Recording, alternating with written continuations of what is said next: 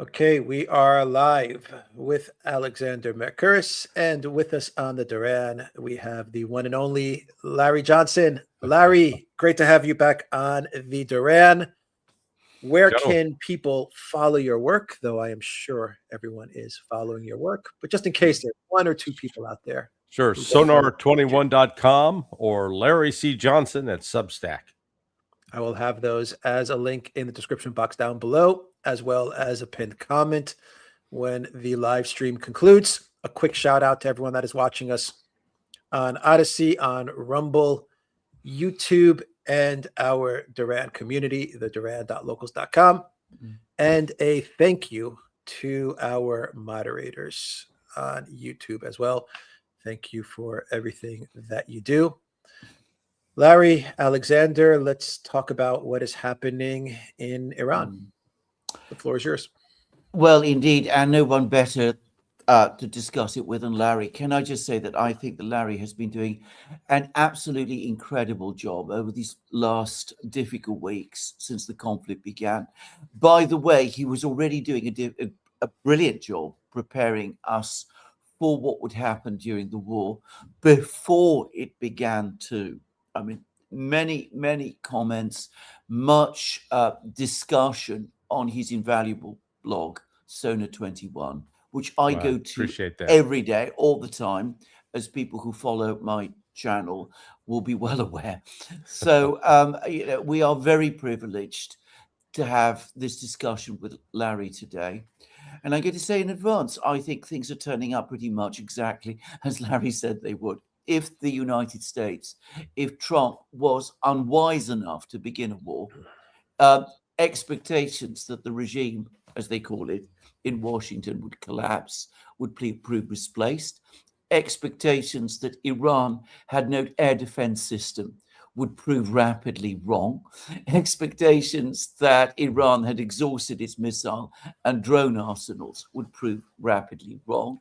Expectations that Hezbollah and the other militias in the Middle East had been exhausted or drained of resources would prove completely wrong. Larry said all of those things. And as of today, we can see he was right. So that puts us in a particularly privileged position because this person whose analysis, correct analysis, has proved consistently right about this conflict is here with us today. So I just wanted to make those points because they're worth bearing in mind. There's a huge amount of analysis out there, but not everybody who's making pronouncements has a good track record. Larry has the best. So where are we? I was listening to the president on Wednesday as we spoke prior to our starting this program. I was very depressed listening to what he had to say. It seemed to me that there is no new thinking coming from him, no acceptance of the realities of the situation. He continues to brag and talk about the United States having the mightiest military on earth. He's now threatening attacks on Iran's civilian infrastructure without providing any explanation of what he thinks that's going to achieve in the war.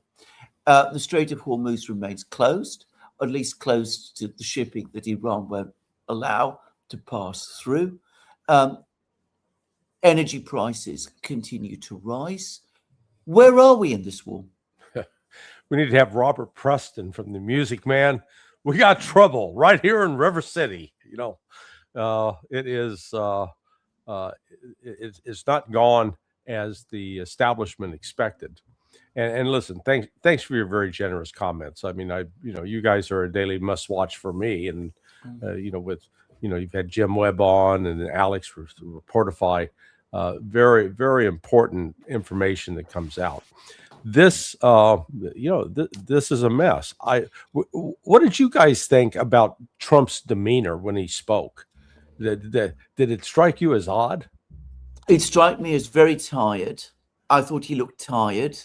I thought he was listless. He read from a prepared text, which is not what he usually does.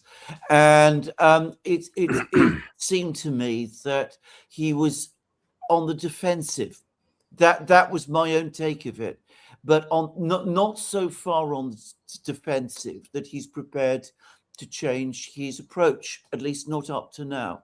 I'd be very interested, because you've been watching Trump more closely in some ways than I have done, but perhaps you could tell us what you thought. Yeah, no, I thought he's locked into a course of action that I think we're likely to see him try to insert, that he will have ordered or allowed the orders to go forward, inserting U.S. ground troops somewhere into Iran this weekend. So, Easter weekend, when people should be celebrating the resurrection of Jesus Christ, they'll be looking at a military disaster unfolding.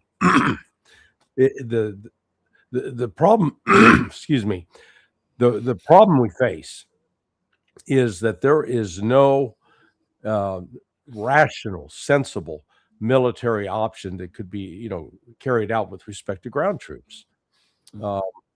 They keep talking about taking Karg Island. Okay, let's walk through that. Number one, how do you insert the troops? You're not you got only really three methods. Amphibious, you offload them from a ship, and like Iwo Jima or whatever, they go sailing up to the beach and rush the shore. You can't get those ships that would carry them through the Hormuz Strait, so they'd be blown out of the water. So it's not likely to be amphibious, which leaves you with two aerial options: either paratroopers jumping out of planes with parachutes, or being ferried by Raptors. They're fixed wing aircraft with the rotating propellers, so you can do vertical takeoff and landing. But those only carry like 24 people, and maybe a Black Hawk helicopter. So and when you got air assets like that going in, they can easily be shot down. So there's not a good option. And you land on Karg. What's the mission? It's not like, yes, it is true that Karg is the most, it is a large portion of Iranian oil, but that's just because it's easy to access.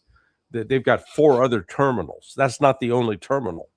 So all Iran has to do is say, okay, we'll turn the spigot off on that and divert it to someplace else. And then here are these troops that are on this island. They're going to be facing FPV drones, artillery shells, and missiles, and there's really no place to hide. And then when they deploy, they don't deploy with 2 weeks worth of food and ammunition. They got like a day or two. Then all of a sudden you've got a resupply problem. So just from a military standpoint, it doesn't make sense. Some have speculated that, the Wall Street Journal wrote about inserting special operations troops to go in and seize some sort of, nuclear material. And I actually was involved in scripting, working on an exercise like that 20 years ago. And the lesson we learned out of that after going through it was, don't do it. There's too many losses. It's not, it looks good on paper until you try to do it. It's too dangerous. So, but nonetheless, it looks like Trump is committed to going forward with this. And that's, and boy, that's just going to further increase the problems that he has politically, and with the chaos that's unfolding right now within the administration. What I mean by chaos, yesterday Hegseth fired 3 generals. What I'm hearing is that they were opposing the chief of staff of the army was saying, no, we shouldn't do this. Thank God someone's speaking up, but they forced him out.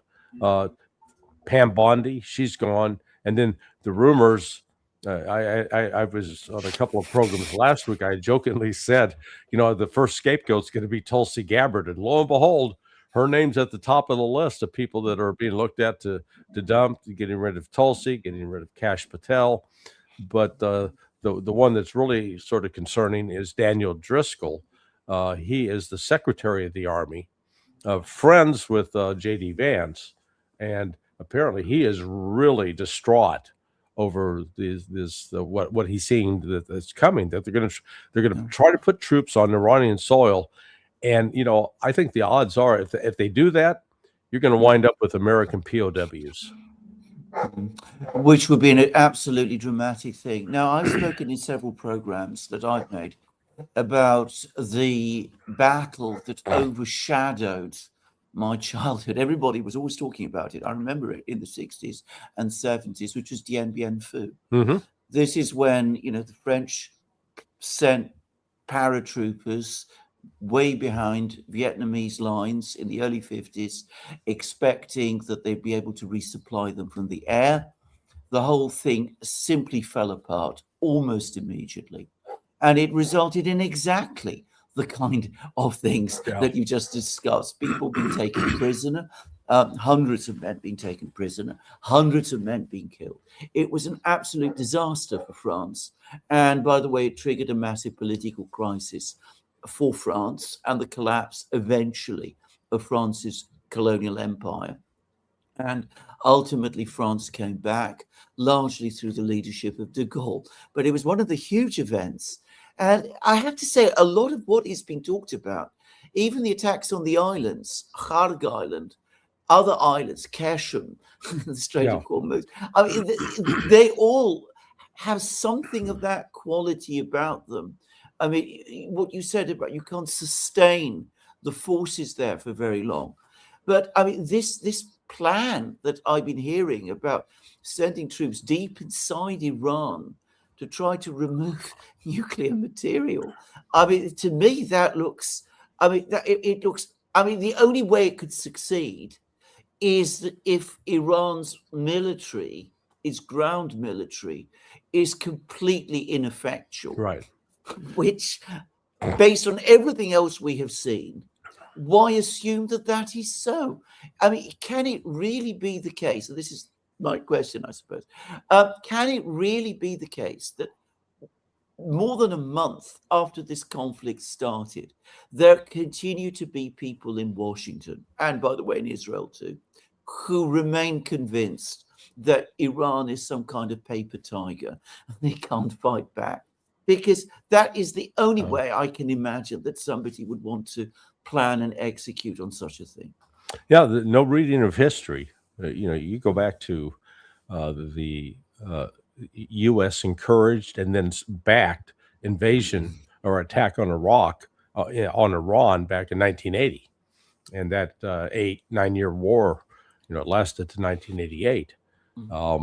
The Iranians were ferocious in fighting and resisting, and most people today don't appreciate that. It started with Jimmy Carter and them encouraging Saddam. Hey, if you want to take some pressure off of us and put pressure on the Iranians, go ahead and invade. And then Ronald Reagan, doubled down. We provided the precursor chemicals that were used to build chemical weapons of mass destruction, that were used at least 20 times by the government of Iraq against the Iranians. And what was really also the instructive about that is the nature of the Iranian regime. They did not, after being attacked with chemical weapons, they did not build chemical weapons. And they did not try to retaliate in kind. Why? Because of their religion. I can't emphasize that enough.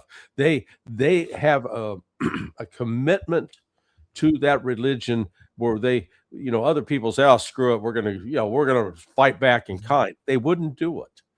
And at the same time, the U.S. was providing intelligence support. Pat Lang, who was a good friend and mentor, who's now deceased, he was the one hand carrying the intelligence to him. And this was intelligence that was used to launch attacks against Iran. So, Iran have a history that, but that event in the 1980s, they didn't have anything, close to that until the 12-day war last June, and now the attacks on 28 February. That has galvanized a whole new generation into saying, hey, we're being attacked and we are going to fight to defend ourselves. And that's what the West doesn't appreciate. We persist in spreading the lies and the deception that Iran is just a terrorist state, that they've been killing Americans for no good reason for 46 years. Trump repeated that lie the other night, and then added in, he blamed the Iranians for the attack on the USS Cole. That was done by Al Qaeda. It had nothing to do with Iran. Yeah. So when you've got the president of the United States spreading lies like that, I'm sorry to say, a large number of Americans swallow whole and say, "Oh yeah, that's right." There is you've created a situation in which the Americans are just filled with a bloodlust towards Iran. So the Iranians are prepared. And let me just say one other thing about this: trying to insert U.S. Special Operations troops deep into the interior. That's not going to happen. If they hit anything, they're going to go after Bashir. If they're going to put Delta Force or SEAL Team 6, both, from what I'm seeing, based on the movement of aircraft from certain bases in the United States, 63, take that back, 74 flights of C-17s would indicate that there are U.S. Special Operations Forces. And we draw the distinction between special ops as opposed to special forces, and we can talk about that. But they're likely going to hit Bashir, I think. Well, Bashir is, of course, an extremely sensitive political target because, of course, it's a nuclear reactor built by the Russians, and the Russians have got technicians there. And it's, of course, again administered, or has been administered, with the supervision of the IAEA.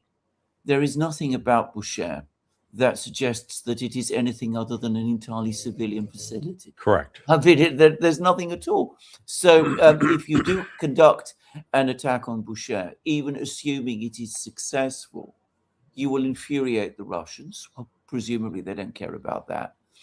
You will do significant damage to Iran's infrastructure. You risk a nuclear accident, which is, of course, something we can't ever set aside. And you achieve nothing of any military value, at least nothing of any military value at all that I can see. Can I actually ask you, because it's something I myself do not understand, what is the difference between a special op and special forces? Yeah. So special forces generally refers to Green Berets primarily. They became they started out of the office of OSS during World War II. Became consolidated as part of the Army in 1952. And then it was like 62, 63 under John F. Kennedy.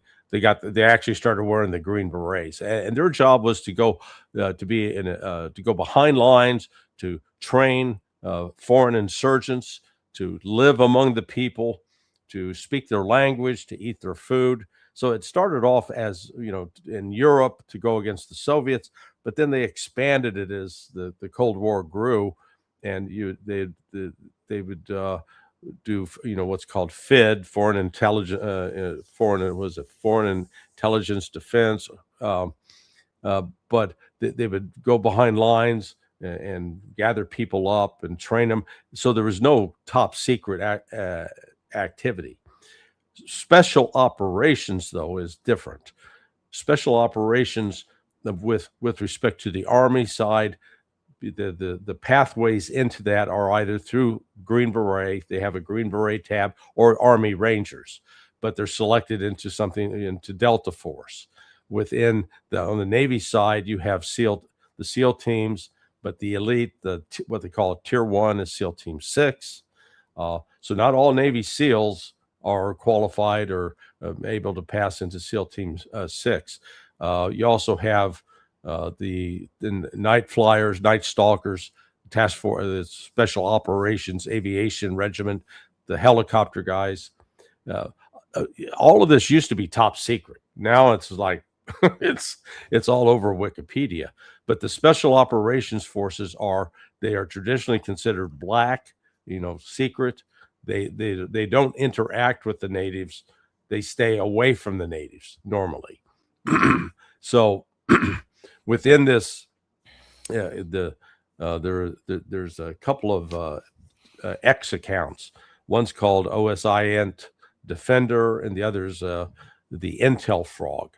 And the Intel Frog put out about a week ago all these flights, these C-17 flights, and I'm looking at them, and so they're flying out of Hunter Army Airfield, Joint Base Lewis McChord, Pope Army Airfield, Oceana Naval Air Station, and Fort Campbell. Those were the 5, and I went, those are all special operations. I mean, the Hunter Army Airfield contains the 75th Ranger Regiment, I think it's the 2nd Battalion, and also the 160th, the Special Operations Air Regiment.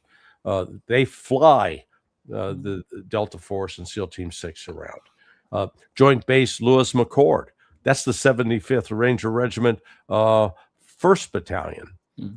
So you got 1st and 2nd Battalions arranged, and their job is always to support.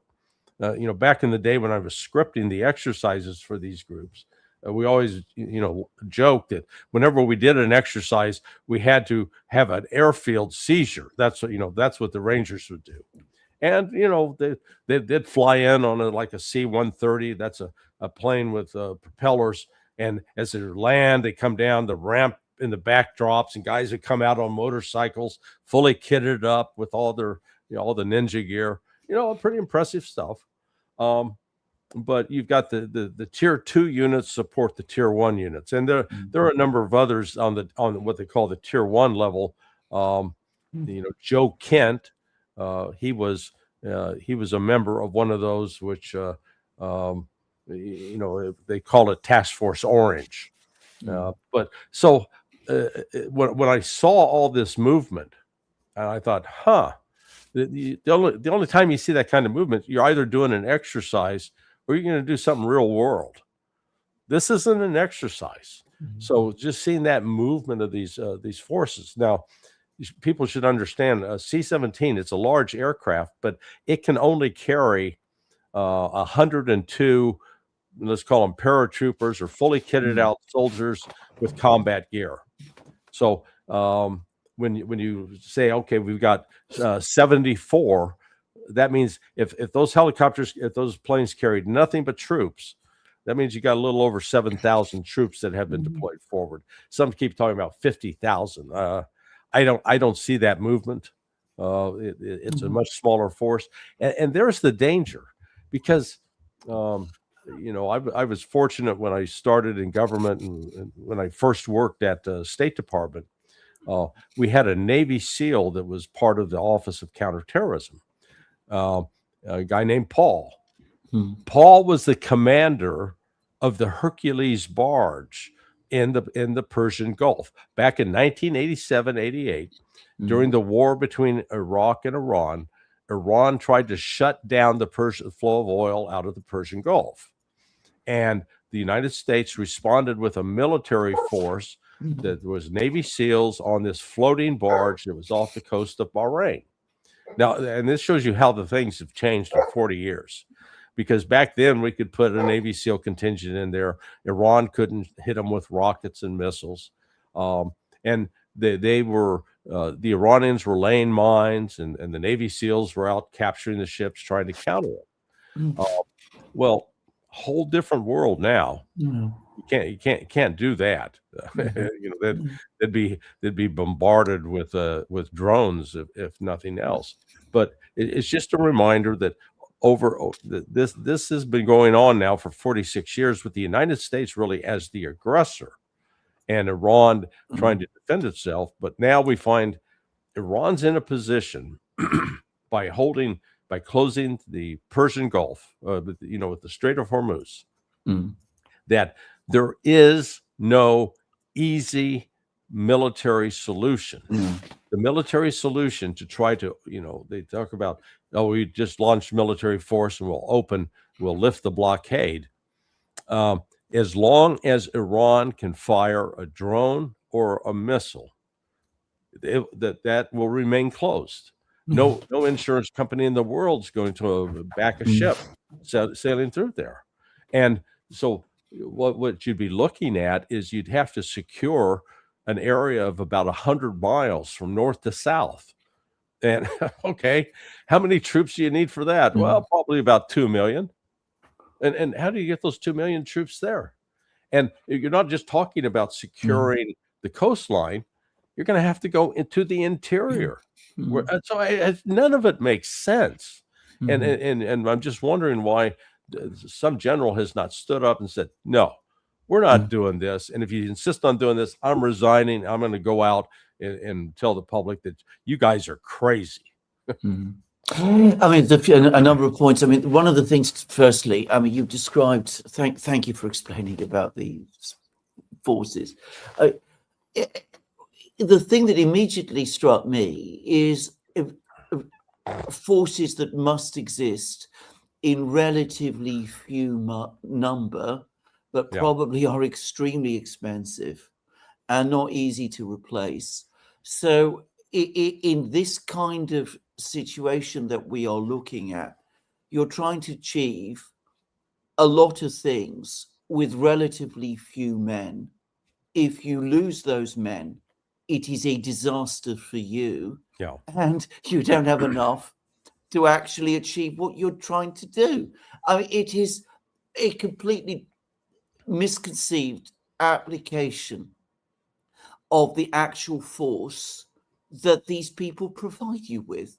This is a surgical tool, whereas what you need, I mean, you're talking about 2 million men to secure the coastline.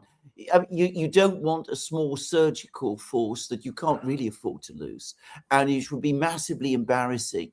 I mean, not just embarrassing. I mean, it's beyond embarrassing if you were to lose it. You need something on an entirely different scale, and that scale simply isn't there. I mean, that's the first thing. That is the first thing I want to say. The second is we come back to the other big question, which is intelligence. I mean, you've spoken about criticisms, the thing that people like Tulsi Gabbard, the director of intelligence, is in line for sacking and all of these things. But put that aside. How is it that the United States has got Iran so wrong? I mean, you are not any longer a direct member of the US intelligence community, but you work for them. But you have provided a far more accurate information about Iran than it seems the president himself has been receiving. Is the president getting the right information for the intelligence community, or is he getting information from some other source? Israel, maybe? Rupert Murdoch? Who knows? Why does the United States get Iran so consistently wrong? The best way to describe it, it's like an ugly divorce that where a couple that once were in a relationship have broken up and now hate each other to the point of wanting to see each other dead. Because let's recall, Iran, other than Cuba, I think is the only country I can think of where they've had a popular revolution that has overthrown a CIA-implanted government. The CIA's operation that removed Mossadegh from power in 1953 and installing the Shah, the U.S. was basically in control of that country. And then these damn Iranians on their own rise up and toss out the Shah. And from the beginning, the U.S. Attitude towards Iran was irrational. Yes, the Iranian students took over the embassy and held a U.S. Diplomats, a number of them CIA officers, hostage for over a year. But that was, again, that was because of what the United States did in harboring and protecting the Shah. After that, it was the United States, the way the narrative is presented here in the U.S. is that those Iranians who were just attacking us, they were religious fanatics, but we ignore the fact, as I mentioned earlier, that we basically encouraged the start of the Iraq War that caused the deaths of 300,000 Iranians, and of those, about 70,000 civilians. And then we sit there and go, why do they chant death to America? Oh, I don't know. Maybe killing 300,000 Iranians might have something to do with it. And then apart from that, the United States, the proven, it's not a matter of opinion or speculation.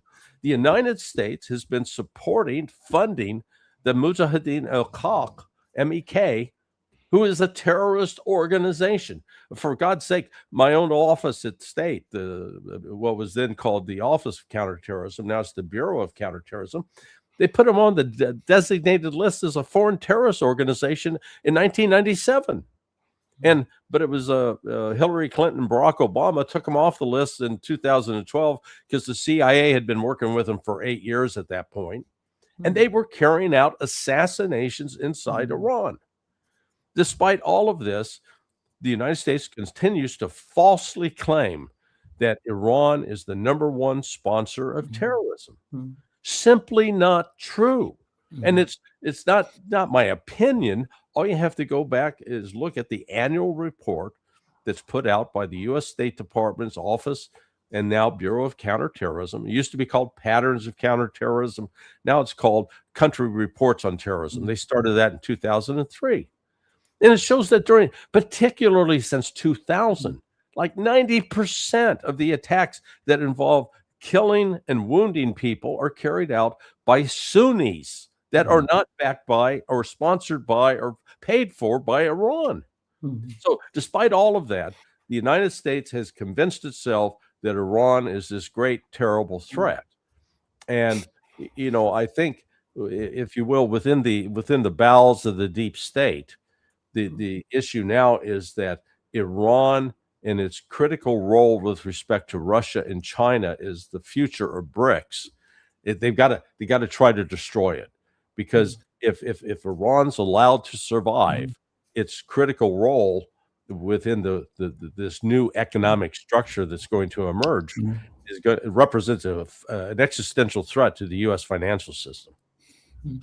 But of course, that in itself ought to make one particularly careful, because assuming that argument is true, and I think there is force to it, by the way. I mean, I think Iran is an important part of BRICS, or at least of developing BRICS. I don't think it is quite as important as some people think, but I accept that it is important. But in that case, the Chinese and the Russians, who have abundant resources, are going to want to make sure that it survives. Right. And at that point, it is no longer the United States, the great superpower, fighting Iran, which is a country with resources and technologies, but of course it is not a great power itself. It is the United States fighting two other superpowers by proxy as well. And then the whole dynamic changes and the whole balance changes, because at that moment, Iran has strategic depth, which if it were fighting by itself, it doesn't have. Correct. So if Iran is that important to the BRICS, I would have thought that would be a reason for caution, not a reason for blundering in, certainly not in the way that has been done. Or am I missing something? Yeah, no, folks that think that this, like particularly with the intelligence agencies, with CIA, that they sit down and they carefully think this through and weigh the pros and cons. I know secondhand one of my dear friends who was involved with the Iran task force back in 2006 at the CIA, and in the course of that, they had all these elaborate plans how they were going to try to overthrow the government. and as he told me, he said, I asked, he said, okay, we do that, what next? And what he was told was, "Oh, don't worry about that. It'll work itself out." And he goes, "Okay." So what he did is he resigned. He got another job. He got out of there because he recognized this was going to be a disaster. They hadn't thought it through. And we saw that again with respect to Iraq. I had actually some front row information on that. I was friends with L. Paul Bremer. The week before Jerry Bremer was named to be the poobah of Baghdad, we had lunch. And so when he was named, I called him up. I said, "Man, who did you piss off?"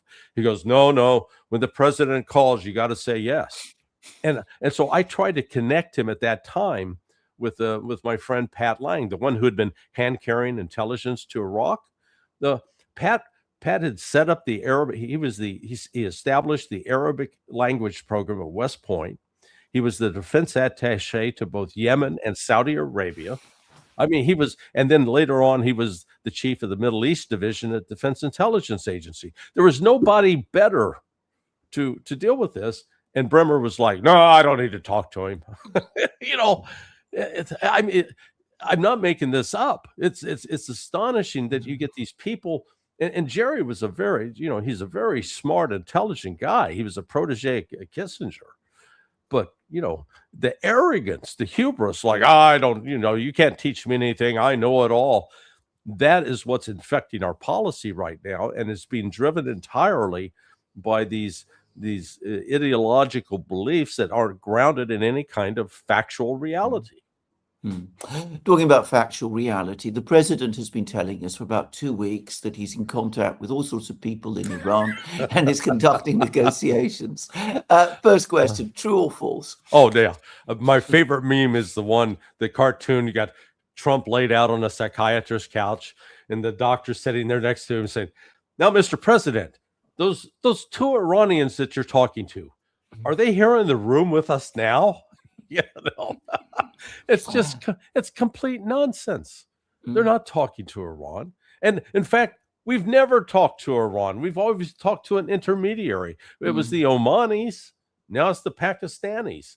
And, I understand why the Iranians are like, why should we even talk to the United States? They've been duplicitous. They have attacked us twice. That's what I don't think my fellow countrymen are appreciating. That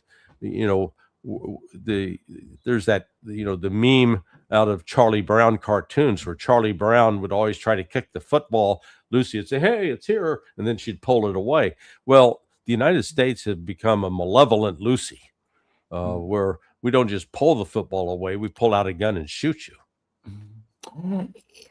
There is, as far as I can see, no diplomatic effort here at all. There's no sign that the United States is negotiating with the Iranians in any form, either directly or, by the way, even through intermediaries. What the United States is, all it's doing, as far as I can see, is making the same demands of Iran, which Iran has rejected time and time again. It's just making them all over again, sending them through the intermediaries, and the Iranians simply say, "No, we're not accepting these." And why should we?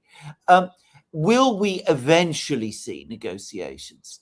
Because I'd be looking at what the Russians have been saying, what the Chinese have been saying. The Chinese have been saying, "This is our 5-point ideas. It's not a plan, but we are ready to help." The Russians have been saying, Lavrov has actually said, "We're prepared to act as mediators if anybody wants us to act as mediators."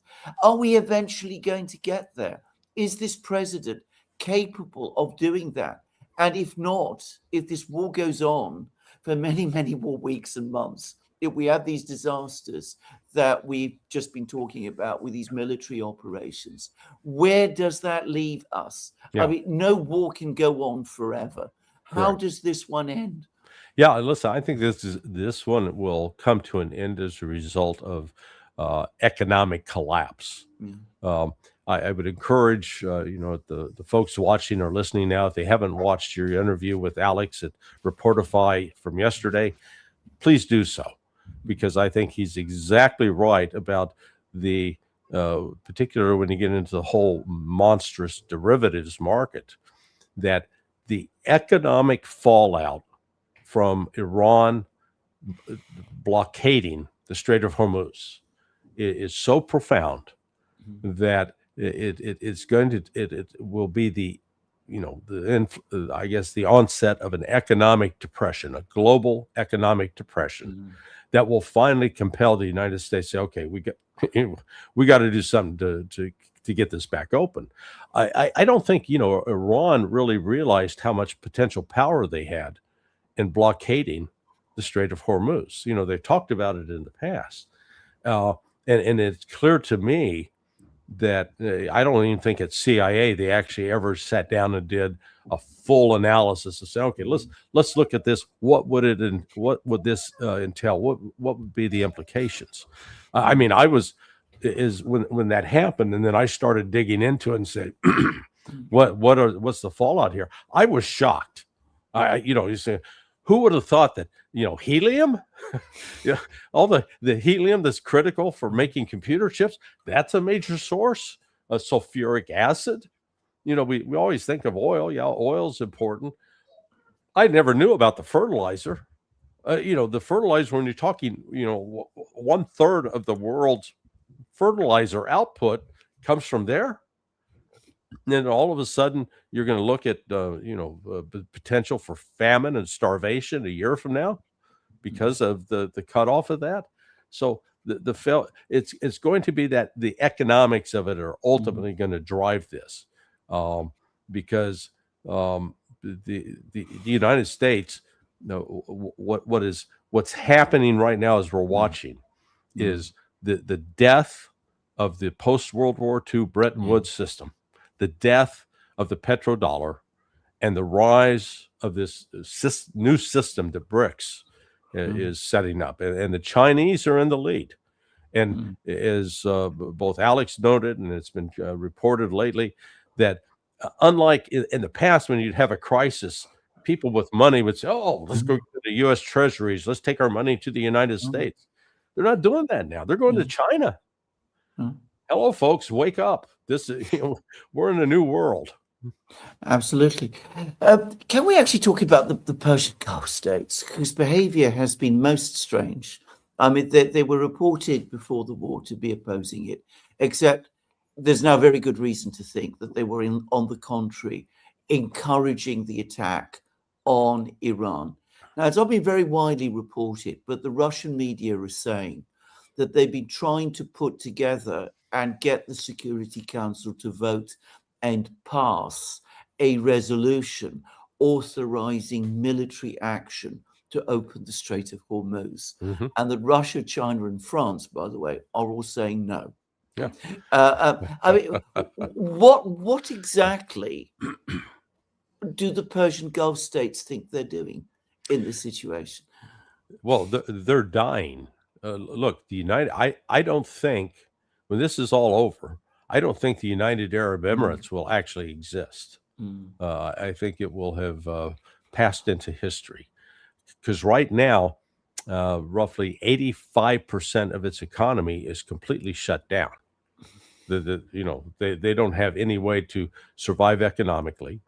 It was a fake state. It was like it's sort of a Middle Eastern version of Disneyland combined with Las Vegas. Okay, because it was majority of the people living there were foreigners. They weren't. There's not a native base. It was a lot of financial activity. The largest or second largest free trade zone in the world, Jebel Ali, is there.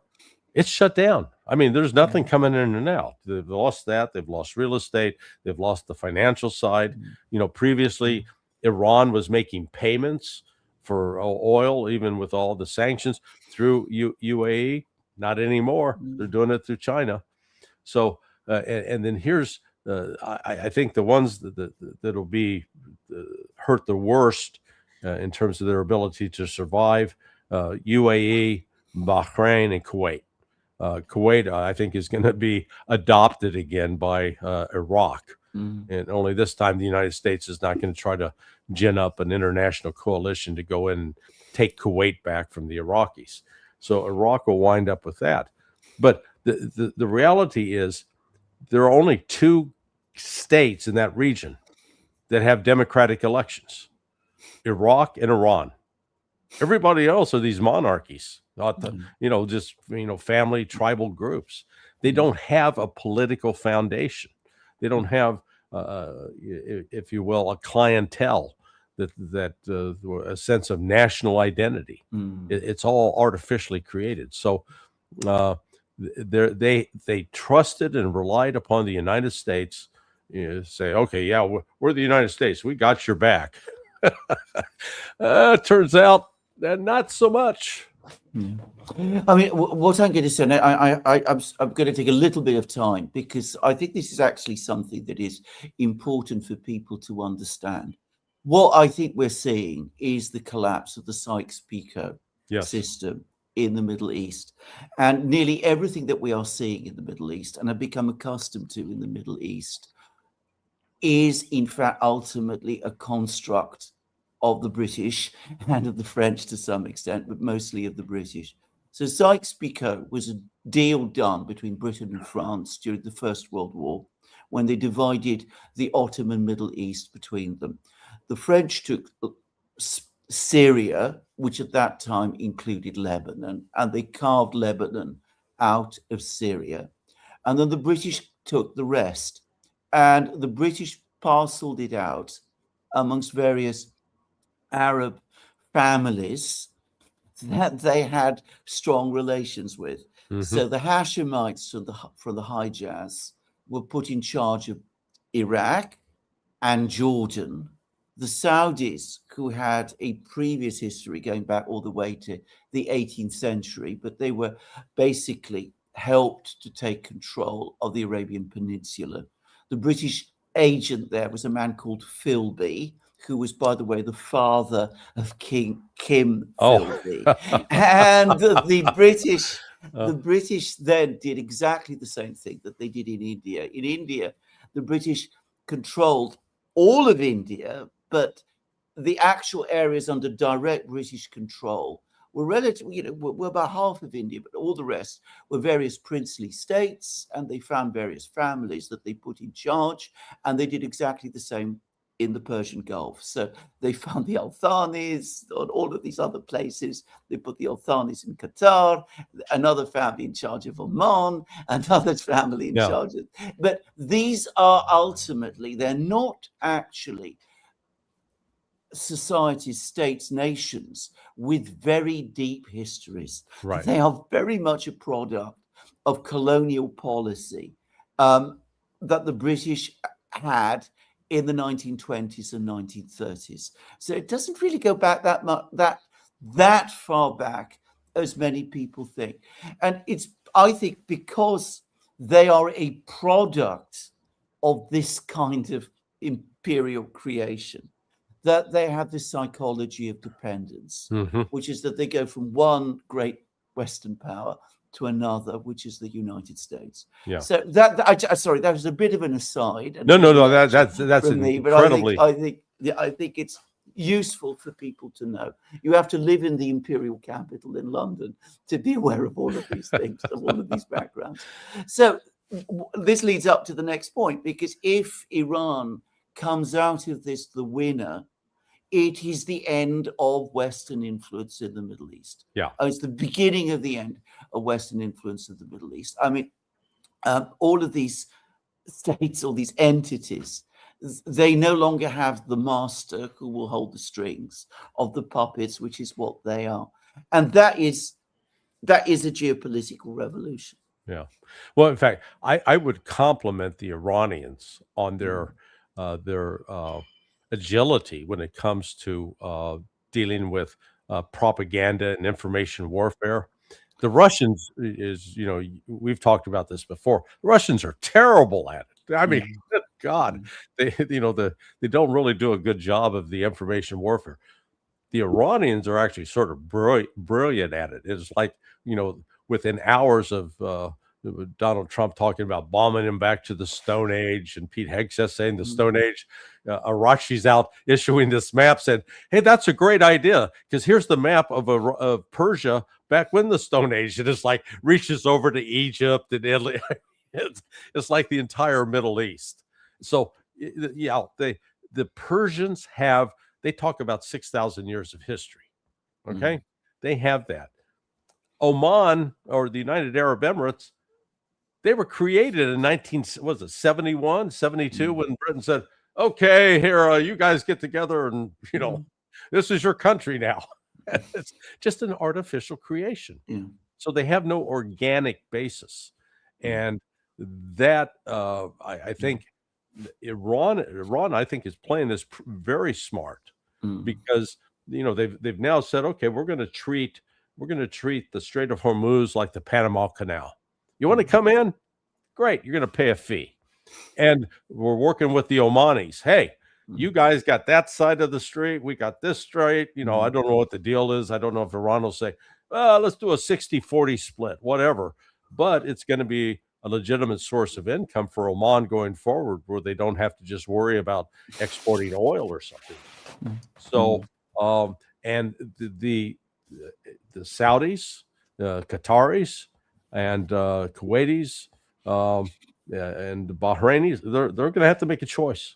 They're going to either agree that they're going to have to get along with Iran, or they're going to cease to exist. Iran's not going to allow them to export anything. And this gets back to the military issue. I don't care. There is no military solution that people will be willing to bear the costs in terms of loss of life, length of time, and just the destruction that would be required to carry that out. A diplomatic solution was much quicker, much easier to deal with, and that's where I think this will ultimately wind up. One basically last question. A diplomatic solution was always there. Yeah. We had the JCPOA. We had negotiations, successful negotiations. It was always within reach. We say we don't want an Iran with nuclear weapons. The Iranians say we don't want an Iran with nuclear weapons. Why has this been so much of a problem? What is this thing that people have with Iran? I mean, the British, by the way, were obsessed with Iran. The Tsarist Russians were obsessed with Iran. Now, the United States is also obsessed with Iran too. Iran is not a threat to the United States. How can it be? Yeah. Right. So what is this issue? I mean, is it connected to Israeli security? Well, how have the Israelis been made more secure? Their country is now suffering attacks by Iranian missiles. It doesn't seem to me as if they become more secure. It seems to me that they're now less secure. Just saying. Anyway, over to you. Well, and you've made the point in some of your recent shows that reminding folks that in the immediate aftermath of the 9/11 attacks, the Iranians were holding candlelight vigils. Iran has always been a target of these Sunni extremists, and I don't want to lump, it's a Western prejudice that tries to tar all Muslims with this, Sharia law, and they want to hate Christians, and they want to just no. The real irony is that within Islam, both Sunni and Shia, Jesus is venerated as a prophet. They may not accept Jesus as the Messiah, but he's venerated as a prophet. And Mary is upheld as one of the holiest women. I mean, and that's in the Quran. So there should be actually a more natural affinity, an alliance between Islam and Christianity, because the fact of the matter is within Judaism, Jesus is not venerated as a prophet, and Mary's not venerated as a holy woman. So, and in fact, we've seen that this last week with Netanyahu shutting down the Church of the Holy Sepulchre for first time since it was constructed, And so this, I think part of the real animus directed at Iran, it's been founded in the fact that it is a theocracy, and it is a genuine theocracy. It's not some artificial creation.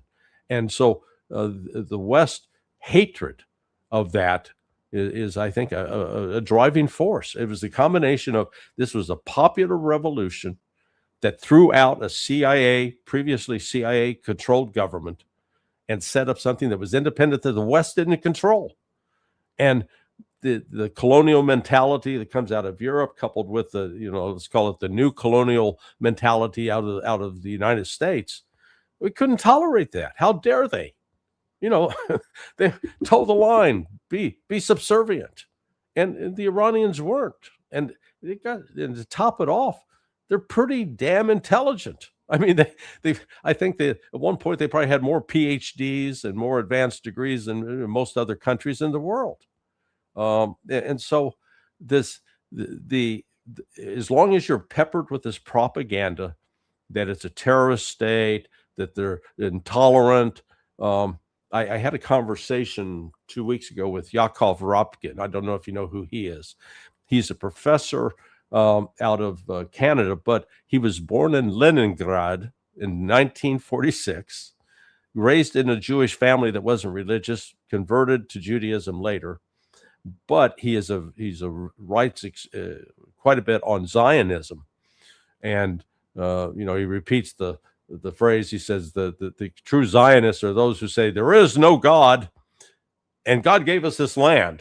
It's a contradictory, but he described his journey to Tehran 10 years ago, and one of the oldest Jewish communities in the world is in Tehran, and you get between the folks in Ethiopia and the folks in Tehran, they argue which one's the actually oldest Jewish community. But and as he was talking to them, they described, hey, the Islamic government here requires that students have religious education at least one day a week.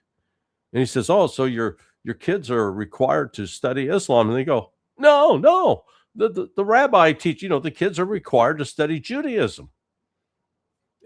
This Islamic theocracy, they allowed the Jewish students to be taught in Judaism. And he said what was remarkable, he says these kids, this Jewish community, they were more grounded in Jewish theology, culture than anybody he'd ever met in the West.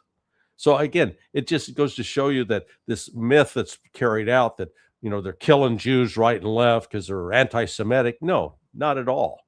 So that's one of the things I see I've been trying to do. Just get the information out there. It is a lie that Iran is the number one sponsor of terrorism. It is a lie that, they're a threat to other countries. They haven't invaded anybody in 46 years. They stayed at home and minded their own business until Bashar al-Assad asked them, hey, come help me fight off these radical Sunnis who are funded by the United States and Britain, so we can try to, have some peace in our society. So this animus towards Iran, it is irrational, and it has led us to make these kinds of decisions now where we're caught at the West, the United States in particular, is caught in a war it cannot win. Larry Johnson, thank you very much. Always fascinating to talk to you, if I may say. If you could just stay a little, sure. Alex, I'm sure a few questions from our viewers. And then, as I said, Alex and I will deal with all of the other questions afterwards. All right, let's start with Elza. Mr. Johnson, your proposal to station Russian nukes or Orezhniks in Iran seems to be a long-term solution. Is there any chance that Iran agrees? Yeah, I had speculated that, one of the things Iran's going to look for is guaranteed security that they're not going to be attacked again. Well, one way to deal with that, it's, call it out of the box thinking, is for Russia to say, okay, we're going to deploy nuclear weapons. We're going to make Iran a de facto nuclear state, except those nukes will be under our control. But if Iran is attacked, you're going to face this kind of retaliation. I think that would potentially wave off both the United States and Israel from continue to go after them. Will Iran accept that? Well, Iran was offered a mutual defense agreement with Russia along the lines of what they have with North Korea, and Iran rejected it. And again, it rejected it. Part of it comes out of the religious commitment that they don't want to necessarily be committed to getting into a war or having to fight something where they're not directly at threat. But that might be one possible solution down the pike, where that they will get guarantees from Russia and China that will give them enough confidence that they can accept a deal with the West. From S. Scooby says, should the USA decide to prolong their bombing of Iranian civilian and military infrastructure at a lower intensity, how does Iran maintain the logistics and production of arms to fight back? Yeah, Iran's just a big country. We have this mythology in the West that is a product of World War II. And it is specifically that because the United States dropped the atomic bomb on Japan, that's why Japan surrendered, so that actually air power can ultimately prevail. Well, the history of that shows otherwise. Despite an intense bombing campaign by the United States that started in March of 1945 and sort of commenced with the firebombing of Tokyo, which killed over 100,000 people. And they continued it through March, April, May, June, July, into the first week of August. That's not what brought Japan finally to the table to surrender. And I would refer everyone to Pascal Lotaz. He is a Swiss citizen, but he lives in Japan. He wrote his dissertation on this. And it was the entry of the Soviet Red Army into Manchuria, into fulfilling a promise he had made to Franklin Delano Roosevelt. That's what finally tipped the Japanese. Say, okay, we give up, we surrender. So the notion that we can continue to conduct air operations and bomb Iran into the so-called Stone Age, it's just yes, Iran's going to suffer damage, but it will not cripple the economy, and ultimately the United States is not going to be able to sustain that, because where this is headed is the United States will no longer be able to operate out of these bases. Right now they're at Prince Saud Air Base, and they've suffered major losses there.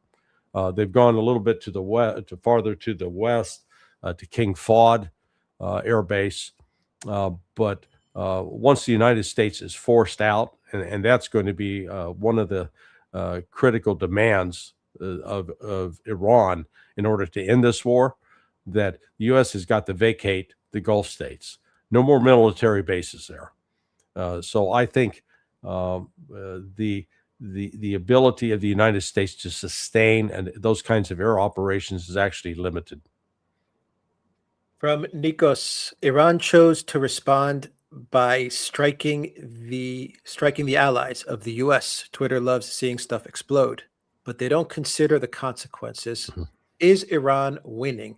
For all Iran's efforts, we don't see Israel, the U.S., all the Gulf countries stopping their escalation. The EU refrained because their goal is Ukraine. On the first day, we had the school incident. In 1 week, civilian casualties rose to 2,000.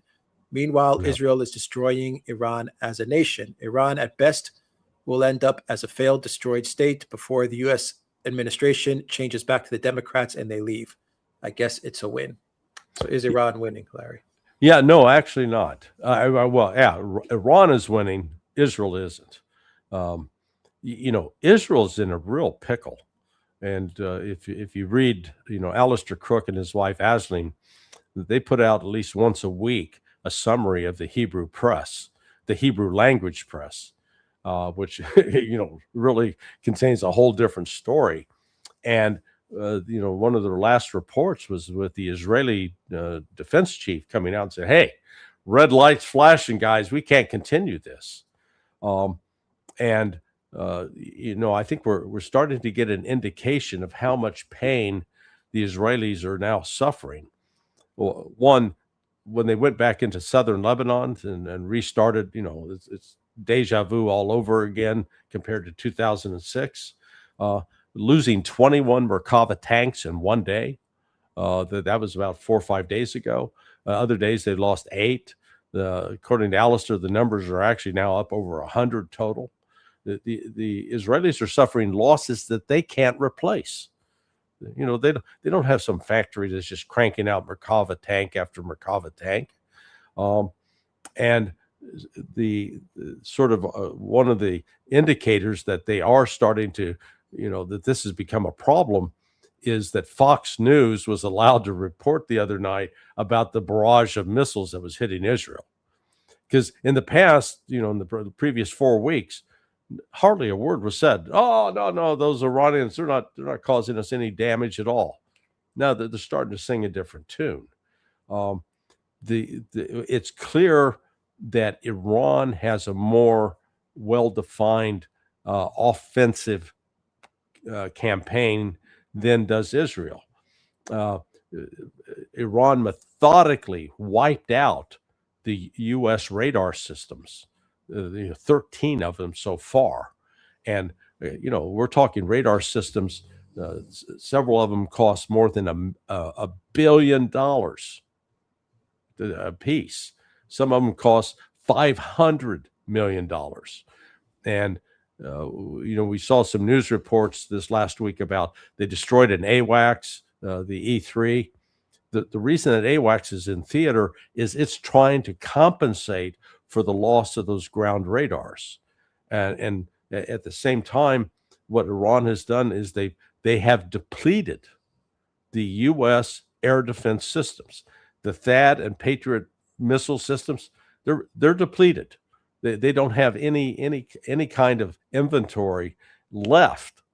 So Iran has been pretty methodical in how it's gone about this, whereas the United States and Israel, it's like they're killing for killing's sake. They decided to blow up the bridge yesterday, and Iran said, okay, we've identified all these other bridges in the Gulf states. We're going to take those out. They'll do tit for tat. And at some point, the United States is going to realize it can't sustain this effort. From Chunky Monkey, Larry, wouldn't it be easier and less complicated if the CIA did a regime change operation upon Israel instead of upon Iran? There he goes, thinking logically and rationally. We can't have that. Yeah, look, this these I'll call them Zionist extremists that have taken control of Israel have just so damaged Israel's reputation. Because 10 years ago, it wasn't this bad. But now Israel really has made itself into a pariah because of these extremists. And the CIA is really dependent, though, on Israel for intelligence in the Middle East, because we don't have good independent sources. From Agu, how likely is it that the pro-Israel neocons are pushing for 10,000 Marines to attack Karg Island so that significant numbers would be killed, given justification for a full-on ground war? Yeah, it's just, how do they get there? There will be 5. There are 2 MEUs, the Marine Expeditionary Unit, MEU, that's MEU, the 31st and the 11th. Each has about 2,500 Marines, but actual Marines who would be landing on the beach and firing back, it'd be closer to a total of 1,600 between the 2 units. But how do you get them there? And it's really going to create. It goes back to what Alex talked about at the beginning. It could be sort of a mixture of Dien Bien Phu or Gallipoli. Pick your military disaster. It's not going to go down in the annals of U.S. military history as they won't be singing songs, the Marine Corps hymn, from the halls of Montezuma to the shores of Tripoli. They won't be adding in Karg Island to that song. JJHW says, as Larry has mentioned them before, perhaps he'd like to talk about ISA aka the activity and what they get up to? Yeah, I'll avoid that. I mean, there are books out there. ISA was the initial. It's just consider it as sort of the military's version of the CIA for in terms of operations. I'll leave it at that. Okay. From Führer van der Leyen. Question for Larry. Does Russia take Odessa and the right bank of the Dnieper River before 2027 or 2028? Yes. Yeah. They'll ultimately be in control of that. They're not going to let go. They've already fully taken Lugansk. They put the Ukrainians on notice. Hey, leave Donetsk now, or we will have additional demands, and those additional demands will include Odessa and the if you will, the west bank of the Dnieper River in Zaporizhia and Kherson. And I think they'll ultimately take also Kiev.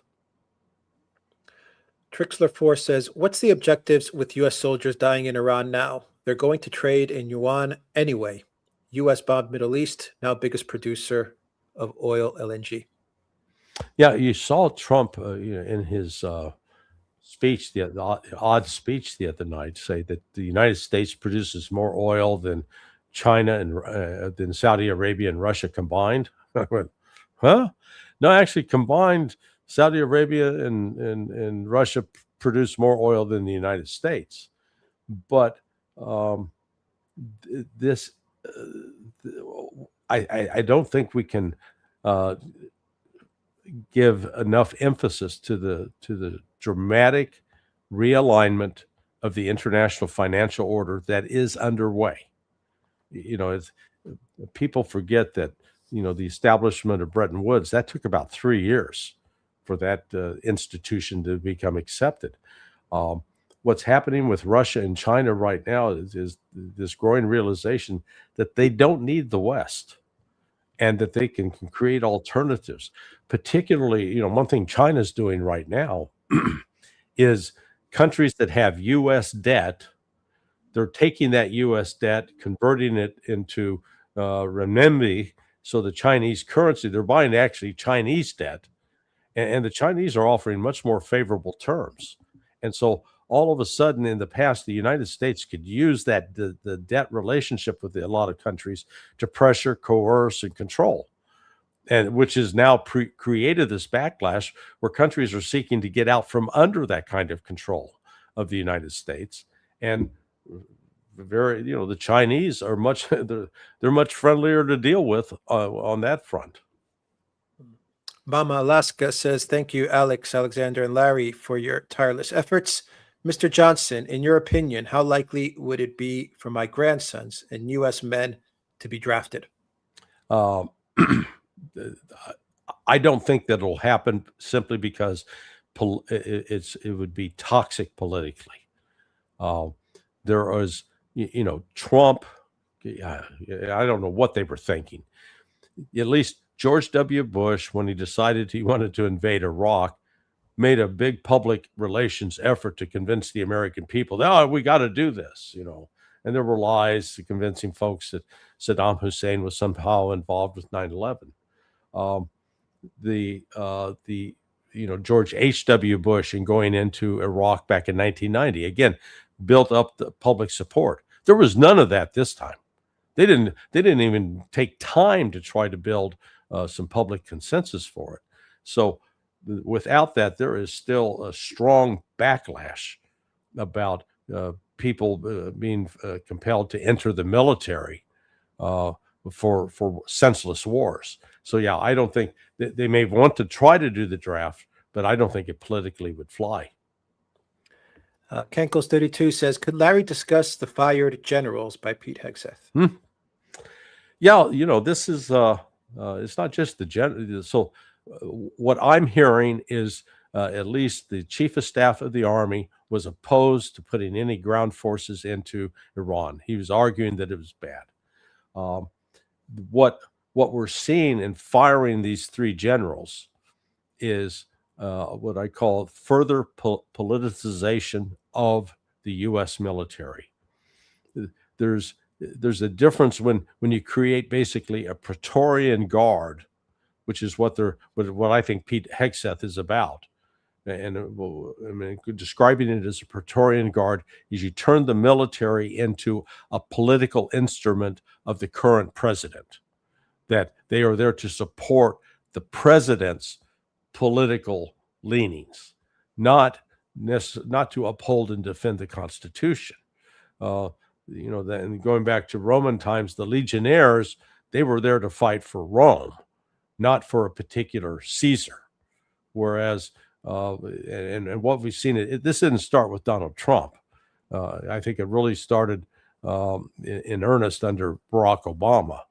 But we've now gotten to the place where the military, instead of distancing itself from politics, is being remade into where it will become a political instrument for the current president. And what Trump's doing can be done by a Democrat. And so that's the real danger with this.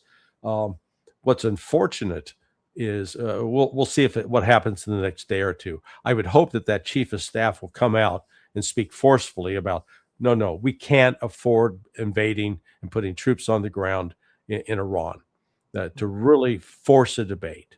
Tulsi Gabbard, I made the prediction last week that I said Tulsi Gabbard would be a scapegoat for the war. And lo and behold, man, she's on the list they're going to blame her. Yeah, we didn't get the right intelligence.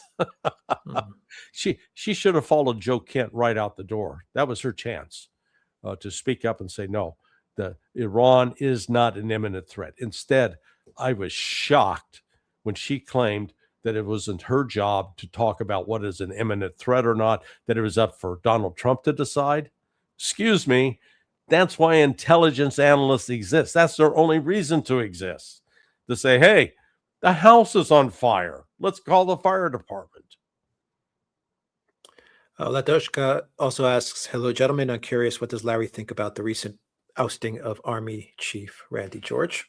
Yeah. So I think it's pure politics at play. Yeah. Elliot ZP asks, is Bushehr a strategic location to start taking control over Iran's oil and to go on and work with the Kurds and other forces to expand their hold? No, Bushehr would be just symbolic, and it's on the nuclear front. It doesn't have anything to do with oil. And the reason I mentioned that, it's just Bushehr's one that's close that the U.S. Special Operations Forces could get to. One of the problems trying to go into the interior of Iran is that the helicopters don't have the legs to get there. They've only got, like the CH-47, I think, has a combat radius of about 300 miles. And that's, from where you start to where you got to refuel at some point. And, the younger folks who are, well, okay, if you're under 50, you don't remember this. I do. But the Operation Eagle Claw in 1980 that was designed to try to rescue the hostages in Tehran, they had created what are called FARPs, which was a forward fuel depot. The big bladders of aviation fuel had been landed there previously by fixed-wing aircraft. And it was in the attempts to refuel at that site that one of the C-130s ran into a helicopter. There was a big dust storm and killed 8 people. You would need that kind of site somewhere in Iran in order to refuel to carry out any kind of deep penetration operation. Well, Iran is much different now than it was 40 years ago. They've acquired a lot of sophistication, and so that would be almost impossible. Armen Sakov asks, where is Iran's air defense? What happened to it? Well, it still appears to be working. There's some air defense. They just shot down an F-15 yesterday. And in fact, it looks like they've shot down 2 F-15s in the last 2 days. One out over the Persian Gulf, one in the interior of Iran. And there's video surfacing showing that U.S. Combat Search and Rescue, CSAR, is active trying to find the pilot that was in that F-15. So It's not. Look, the air defense system clearly was inadequate against Tomahawk missiles. There's no denying that. But it does look like now they're able to at least continue to attack and take down some Western aircraft. So it's not completely destroyed. Winston Fahrenheit asks, number one, what is the situation in Iraq? And question two, what is the situation with all these Pentagon firings? Is there a collapse in the ranks? Yeah, well, it's not just.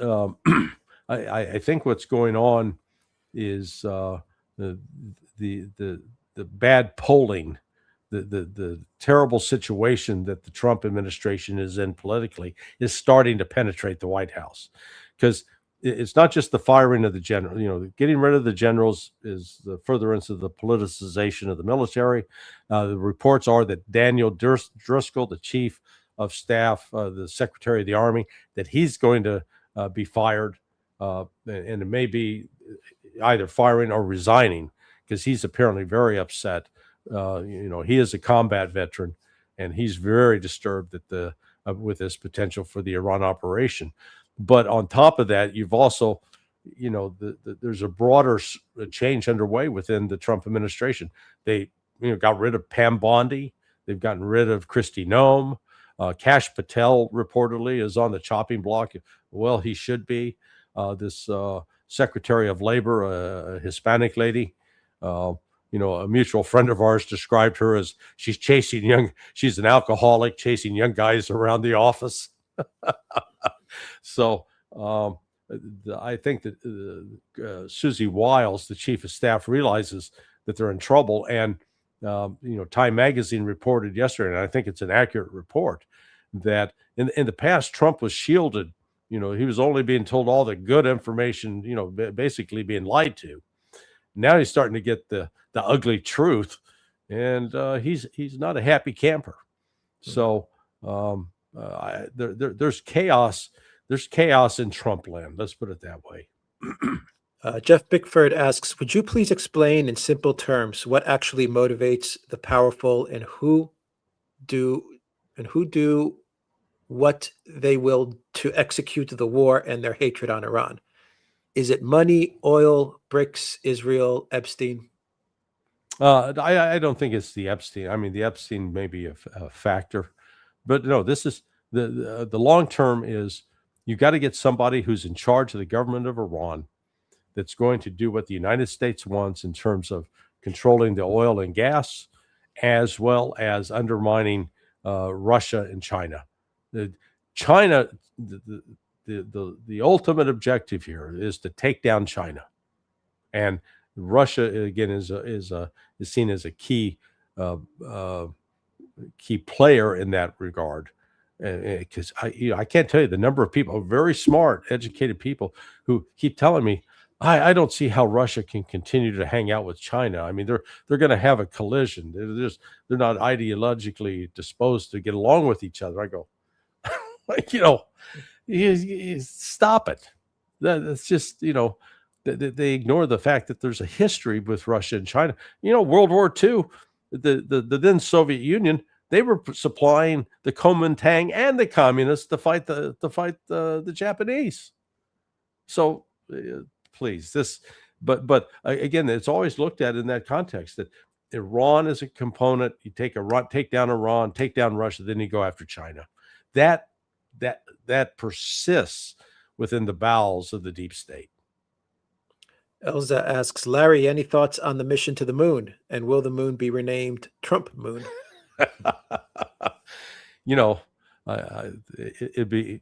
We've spent all this animus between the United States and Russia for so many years, except during that entire period, it was Russia that was carrying the United States to the International Space Station. So, it would be great if Russia, the United States, China, India, if we could all focus upon space adventures, put money towards that instead of killing each other.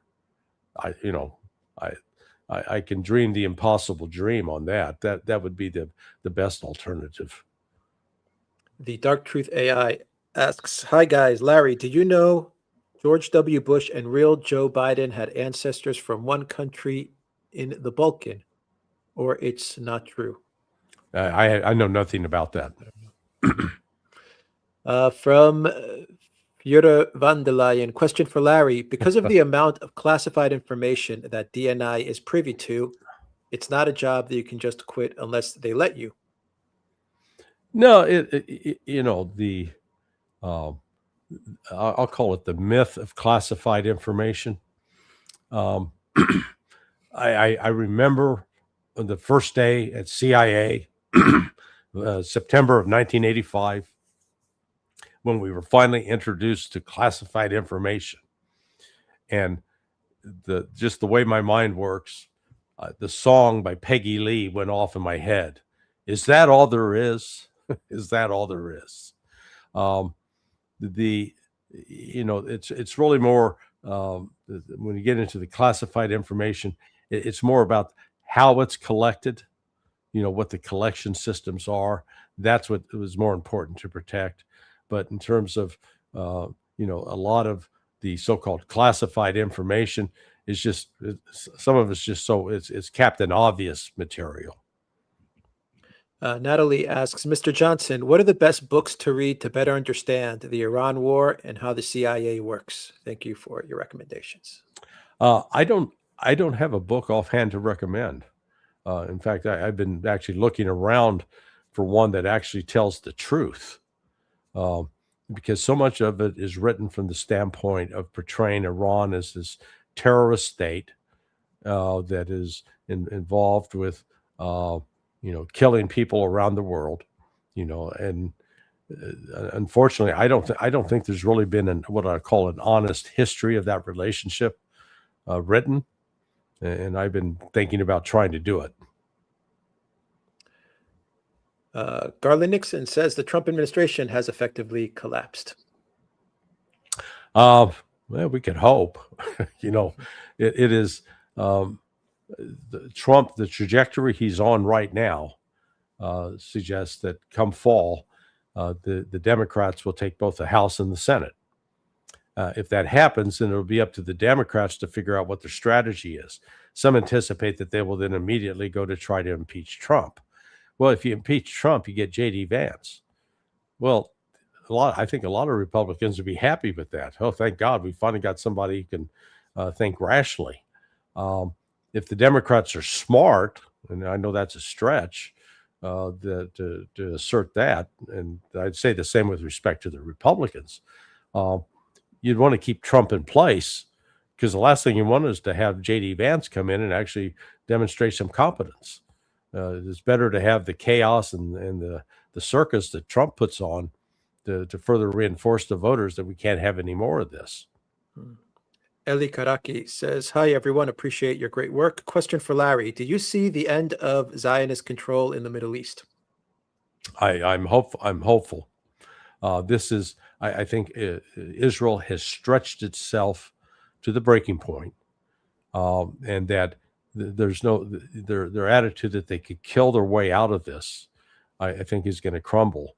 Trump put a lot of emphasis on this board of peace, and he got 4 of the Gulf states that had each pointed up $1 billion to contribute to that effort. And now those Gulf states they're going to be coming. I don't think they've actually written the checks yet, and they probably will not be providing that $1 billion. They're going to need it to stay afloat, pay their own bills. All right, a couple of more for Larry. From Bad Wolf TX, how can you say with such certainty that Iran is winning? The long-term economic and political things could play out a billion different ways, but nobody actually knows how it will all work out, and anyone claiming to cannot know the unknowable. In the short term, in just a few weeks, one side has lost a Navy, Air Force, most of its leadership. The other side still has 99% of its stuff and all of its leaders. To me, the side that has lost all of its stuff and leadership is not winning. Well, let's, this is, I'll call that U.S. talking points. Oh, we destroyed their Navy. Well, they didn't have a blue water Navy. They had a Coast Guard. And the effective, if you want to call maritime force they have, is still largely untouched, which are these small boats, these that are high speed, that some of them are drones. In other words, they're remotely driven. Others are piloted but they've got missiles.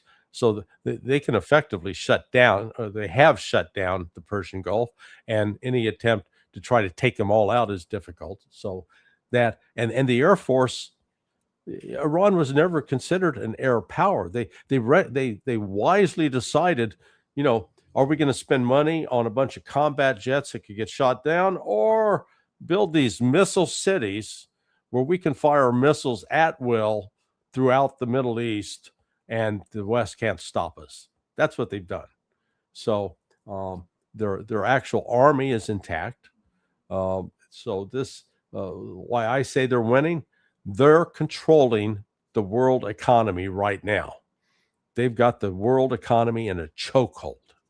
And essentially their approach is to the rest of the world is, look, we have been the victims of Western attacks on our economy. That they've starved our people. They've tried to crush our economy.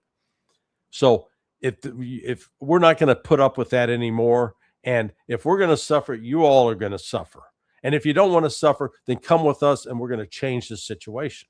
And that's where they are. And what can the West do about it?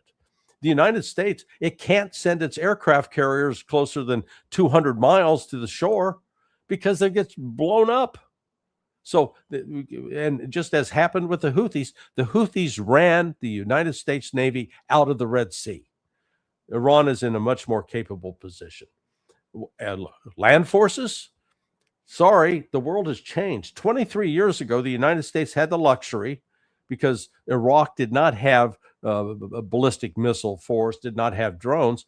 The United States could assemble 165,000 soldiers in Saudi Arabia to invade Iraq. We can't do that today. I mean, that's the one lesson that comes out of the war in Ukraine. Neither side is assembling large masses of soldiers in any one place because they get droned and missiled and bombed. So it's changed the face of warfare.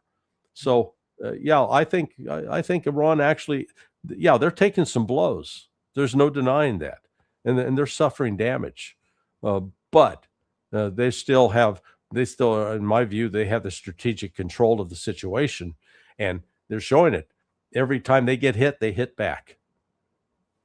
Mr. Mike says, Larry, in your opinion, is it time for Americans to begin to pressure Trump's sons and daughters, since it seems there is no one that can get through to this president? Yeah, I don't know what they're saying. I mean, Don Jr. and Eric, if they had any sense about them, if they know how to read the room, for God's sake, they got to go get their dad and say, stop. You got to stop. And that may have started on April 1st. I mean, what we've seen this week, for the first time ever, Donald Trump gave a speech where he stuck to the script. Now, it was a terrible speech, but the fact that he stuck to that script shows that he's now actually taking some instruction to follow orders. So will that, if he proceeds this weekend, which I think he will, with the ground attack in Iran, and when that turns into a debacle, I think that will be the final defining moment for him. He'll realize he's crossed, he has put himself into jeopardy, and that may finally force him to wake up and turn around and seek an alternative path. Larry, thank you so much for answering all of those questions. Very much appreciated. Larry Johnson, thank you for joining us on the Duran. Where can people follow your work? Sonar21.com or on Substack at Larry C. Johnson. Absolutely indispensable sources to go to. Can I just say thank you very much for coming, Larry. Fascinating and informative, as always. Gentlemen, it is always a great honor to be with you. You guys are a must-watch, so I encourage folks to stay tuned to the Duran. The great Larry Johnson. Thank you so much, Larry. All right, guys, have a great day. You too. Bye-bye. Take care. And happy Easter. Happy Easter. Thank you.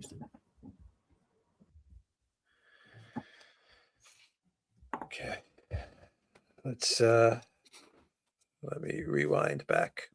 Mhm. All right, let's start with Nikos. As Brian Berletic has agreed with me, the West will do anything to preserve primacy, and that's why you can't win against these people, whatever you do.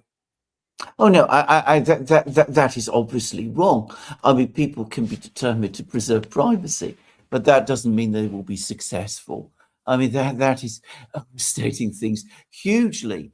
In fact, I would argue that trying to maintain primacy, far from making the West stronger or more successful, ultimately makes it weaker and less successful.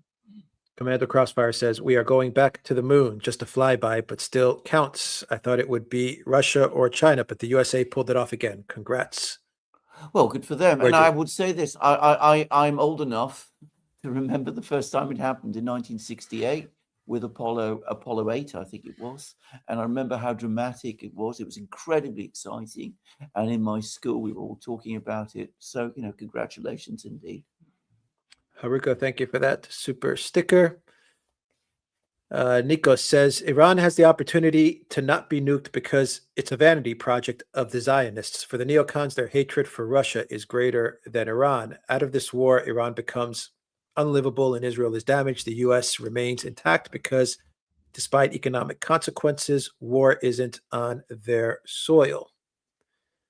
Iran is not going to become unlivable.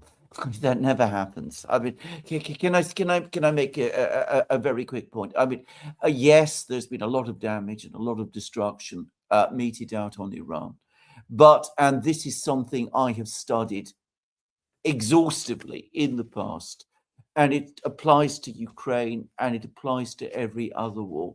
Reconstruction after wars is very rapid. It is a complete fallacy to think that because a place suffers damage, because factories are bombed, because bridges are destroyed, that they cannot be rebuilt and rebuilt quickly. In fact, destruction often leads to economic booms in the period after the war ends. So that's the first thing I want to say. If you're talking about this particular war, Iran is an enormous country. Twice as big as Ukraine, bigger than any country in Europe, apart from Russia. It has a huge industrial base, a large population. It can absorb a huge amount of damage. Israel is a small country, far smaller, much denser territory. Its capacity to absorb damage is far less. Zariel Orders of says, magnitude less. Yeah. Zariel says 2 E3s and at least one KC-135 destroyed, and surely more will follow. Yeah. And Eurasianist says Trump's real goal was never to defeat the deep state or drain the swamp, but to leave a stronger U.S. empire to the deep state. And he's more than willing to sacrifice the whole MAGA movement to this end. Do you know what I personally think? I think Trump has one policy one day, one completely different policy some other day. I don't think he's ever had a clear strategy, I'm sad to say, at any point throughout his two presidencies. Yes, at the moment, it is playing out like that. But I don't think it's going to end up strengthening the deep state. The deep state. If there's a military debacle in the Middle East, the deep state ultimately is going to be weakened as well. Not that that's Trump's intention. That's not his plan. That's absolutely not his purpose, but it will be the effect of what he does. Sticky Marks says, could U.S. troops be bound for Israel to give security guarantees to Tel Aviv on multiple fronts in Lebanon, Syria, and facing shortages of men and ordnance has for them become existential? Yeah, I see. The trouble is, Israel already has security guarantees. I mean, the United States, for as long as I can remember, has been saying, and this is official policy, that the United States will not allow Israel to fail. And of course, Israel also has nuclear weapons, which, as of this time, no other country in the Middle East does. So, adding, I don't know what military guarantees, the United States can give to Israel above those that it already has. The reality of this war, and by the way, of the war that preceded it in June, is that Israel is being attacked in ways that it has not been at any point since its creation in the 1940s. This war is not making Israel more secure. It is making Israel less secure. And that is a fact that I think people do need to understand. Matthew says, will there be total economic collapse in the UK? I hope not. But if there is, I won't be surprised. I don't want to predict an outcome like that about my own country. But the economic situation in Britain is very bad, and it's getting worse every day. Mark Hewitt asks, is Putin angry with MBS over the Iran war? You know, that's an excellent question. The two have quarreled. They've had, I remember back in 2020, they had a huge row, a huge public row about oil and oil policy. I think privately, Putin is very angry. I think he knows perfectly well that on the one hand, MBS, even as he was saying that he was against a war in the Middle East, was quietly urging Trump to press forward with it. And I think Putin is very, very angry with that. But Putin is one of the most disciplined leaders in the world today. He's just had a telephone call with MBS. He said to MBS, we must have an immediate cessation of hostilities. He said to MBS that we must agree that there should be a final settlement of the conflict in which everybody's legitimate interests, everybody, of course, includes Iran, everybody's legitimate interests are recognized and secured. And, well, he's said to MBS implicitly that Russia is prepared to exercise mediation. Saudi Arabia needs to support that. And there was a clear hint that in return, Russia will not take advantage of Saudi Arabia's problems with oil supplies at this time. There's a fascinating readout, and I discussed it in my previous video. So, typical Putin, if he is angry, and I suspect that deep down he probably is, he cloaks his anger and looks towards how he can still use MBS and pressure MBS to come on side towards a diplomatic solution. Very different approach to the one that you get from the Americans.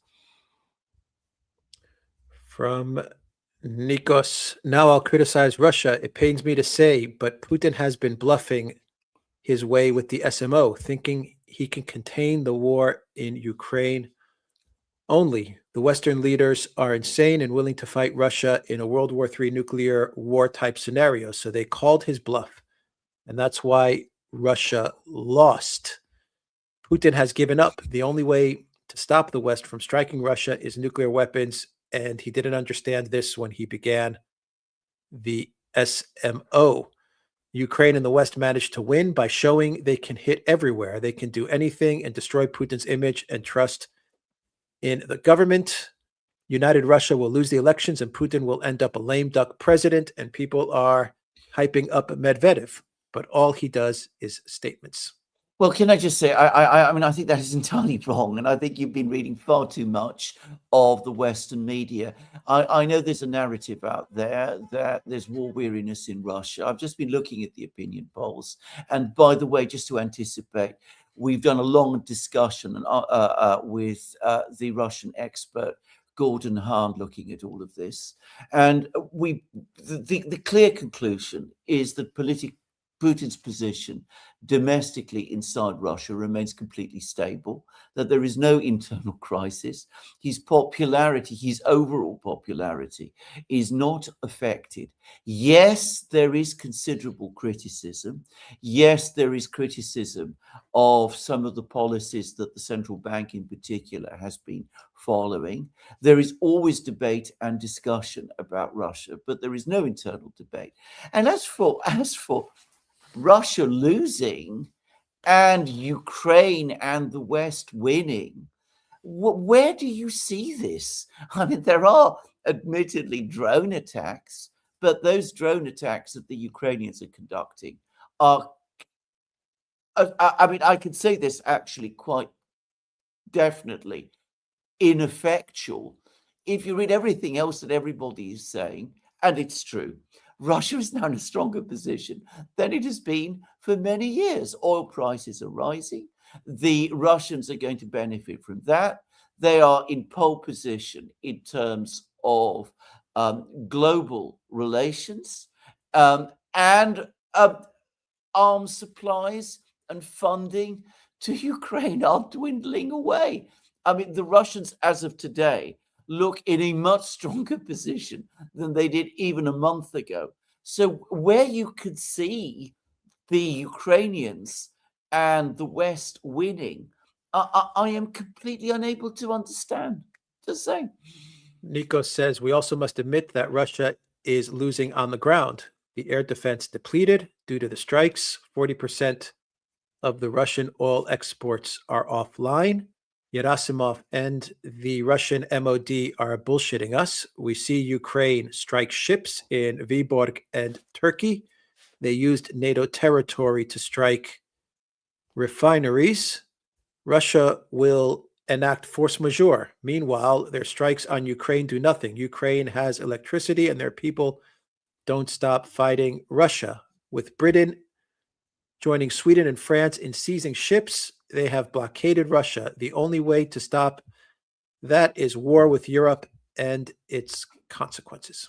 Well, I think this has a quality of panic about it. Now, about the suggestion that these attacks on the two ports have stopped 40% of Russian oil exports, you will not find a single report or comment anywhere in the Russian media. At least I haven't seen one that confirms that. That figure comes from Reuters, British news agency. Reuters is the same British news agency that reported back in the summer that the drone attacks on the Russian oil refineries had knocked out 30% of Russia's refining capacity. At the time, I said that was nonsense. And so it proved. And I'm going to tell you something. The claim that 40% of Russia's oil export capacity has been lost is even greater nonsense. I know a little bit about these things. As I said, I've been in shipping. And it is also going to be proved to be completely false. As for seizures of ships, this is an act of complete and absurd folly. First of all, it is not going to impact significantly on Russian oil exports. A few ships here and there flying the flags of other countries. They've not dared to seize ships flying Russian flags. We've seen the Americans did not dare to seize or stop a Russian tanker flying a Russian flag sailing to Cuba, for example. A few seizures of dodgy ships, I say that, I'm sorry, flying dodgy flags in a few places around the sea. That is not going to stop Russian oil exports. It's going to disrupt global trade in energy that will push oil and energy prices even higher. And the Russians, as oil exporters, will benefit from the still higher price. And the Europeans, and by the way, the Ukrainians, as importers, they will suffer even more from that higher price. It is a completely counterproductive, I would say, frankly, stupid policy. Now, as for the difference between energy attacks, there is no comparison. Russian attacks, drone and missile attacks on the Ukrainian energy complex have been far more devastating. If you're talking about Russia as a whole, energy supply, electricity supply has been barely affected. John says, invite Dimitri Laskaris. He just returned from Iran. He's a fellow Greek journalist and lawyer. It's certainly a very good idea. We've been in contact with Dimitris before, actually, so yes, maybe we should have him. And from sec.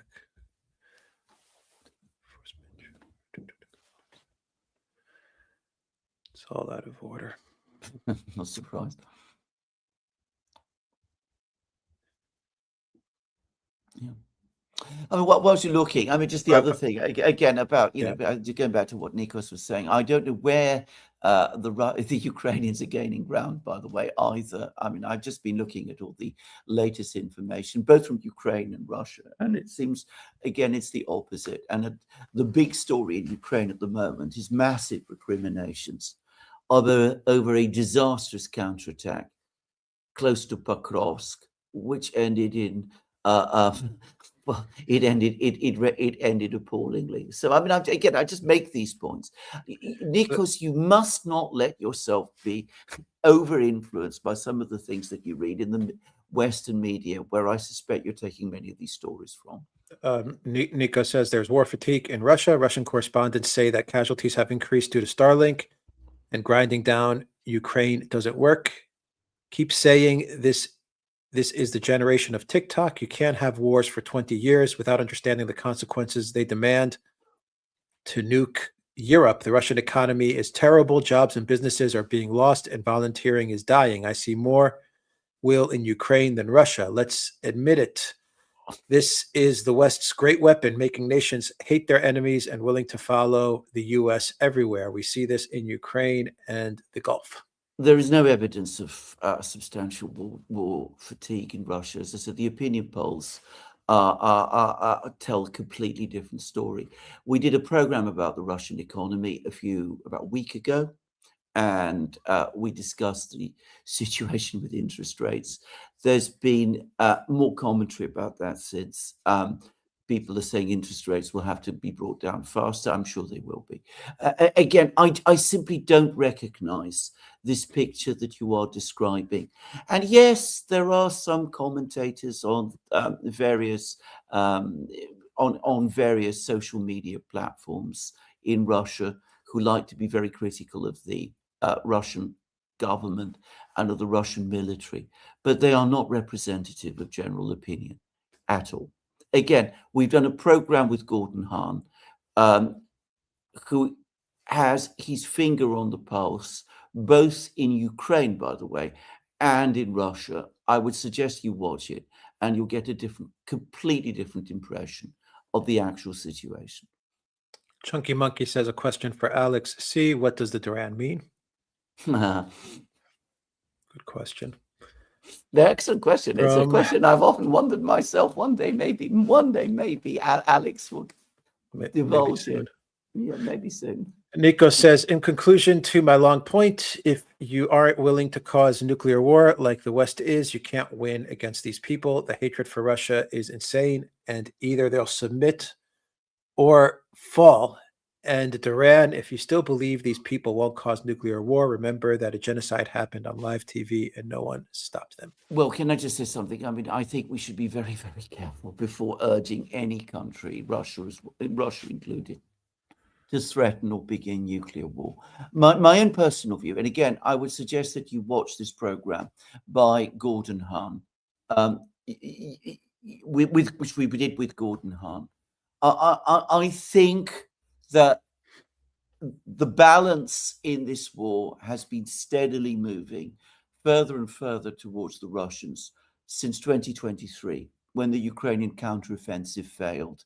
And I think going into this summer campaigning season, the Russians have never been stronger. The Ukrainians have never been weaker. And I don't see this war exhaustion or anything like that you're speaking about. Matthew says, what do you think about Simon Dixon's thesis that this is prearranged, leaders controlled by a financial complex that is rerouting energy contracts in a multipolar world and stripping Western assets? It is too complicated. I mean, if you're talking in this, first of all, I am not sure what the connection between the political leaders and the financial people actually is. But secondly, I don't see this crisis playing out in the end that way. I far prefer to go to Alex of Reportify, who we spoke with yesterday, who's worked in the markets and knows them well. And he says that far from this being beneficial, it is potentially catastrophic. Yes, some people benefit, but ultimately, this is not playing out well for the markets, and we shouldn't imagine that they're controlling this. The analytical failure says war powers resolution runs out on April 29th. Will Congress pass an AUMF before then, or will a ground op get the U.S. stuck so we stay in without an AUMF? I'm afraid the second. Alexander says 100% Iran is winning. Iran never had this much leverage this century. There's no way to frame this as a successful operation by the USA. Well, I have to say I agree. I mean, I understand the arguments. I mean, about the fact that the Iranians lost most of their leaders. I think that, in a sense, that demonstrates not Iranian weakness. It reflects certain failures of imagination and preparation on the part of Iran. But the fact that they were able to replace all their leaders and continue the war and bring the war to the other side in the way that they have done, to me, that looks more like a strength than a weakness, if I have to be honest. And I think this point that's just been made, it's the key one. Iran has demonstrated power that no one up to now imagined it had. It has this chokehold over the global economy, and there doesn't seem to be any answer to it. And that is proving decisive. And that is why it seems to me that one is justified at this time in saying that Iran is winning. Wade says, how many planes are we going to lose? You tell me. I don't know. I don't want to speculate about these things. Doing so, by the way, always makes me very uncomfortable. And that applies to every side in every war. One Kahel M says, welcome to the Duran, our daily source, familiar with these matters, allegedly. Thank you for that. Akraman, thank you for that super sticker.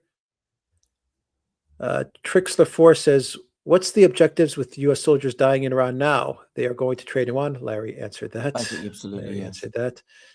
Elza says, Trump is just claiming victory too much. Absolutely. I think that's extremely unwise.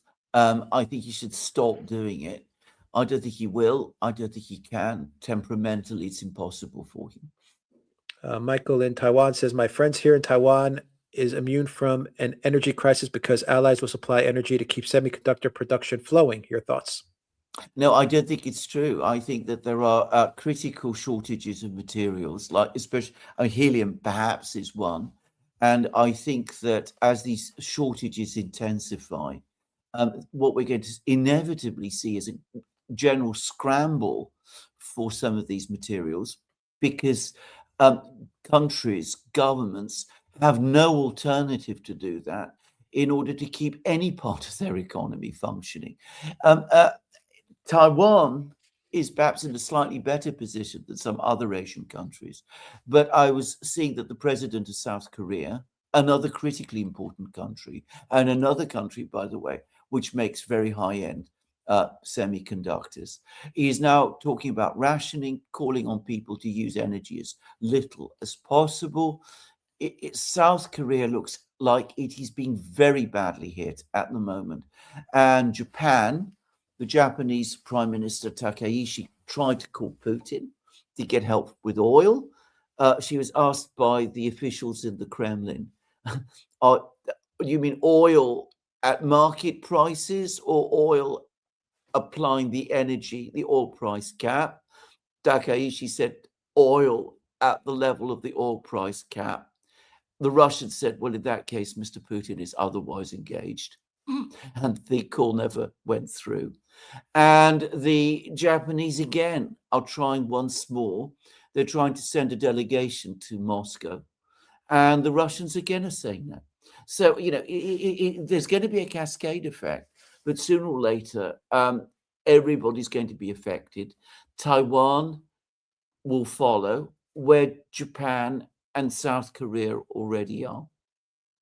Jungle Jin says Israeli Zionist fallback contingency if Israel falls seems to be Uganda, given the major influx of Israelis to its new best friend in Africa. Well, I'm not going to comment. I know nothing about that, to be honest. Tuo Mokonen says, as a Finn, it pains my heart to see our nation disgrace herself by becoming a vassal to the GAE, praying for peace and prosperity in Iran and Ukraine. I agree. I completely agree. It's people talk about the old Finland, the Finland of Urho Kekkonen, and they talk about Finlandization and all of that. The reality is, as I well remember, that Finland had a very, very high reputation in international relations. That's why all the conferences used to happen at Helsinki. From Nikos, now that I ranted a lot, I want to tell you not to expect the same amount of support for a while. I got fired, but hey, tell me your thoughts on my lists. Oh my goodness, you got. I am very, very sorry to hear that, Nikos. Gosh, all the best. Wow, Nikos. well, that is very, very bad news. That has upset me a great deal, if I could say. Alexander says Israel's greater objective is the weakening of the Arab Gulf states so they can move the borders. Trump thought this would be a simple 3-day operation.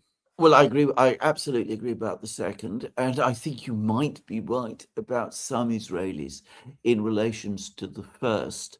But then again, if that is the thinking, it is incredibly short-sighted, because one of the reasons why the Arab states have never been able to unite against Israel over the last 50, 60, 70 years is because Israel has had private friendships and alliances with several of these conservative Persian Gulf states. So I would have thought that weakening them is ultimately depriving Israel of de facto allies. And I just don't see the sense of that.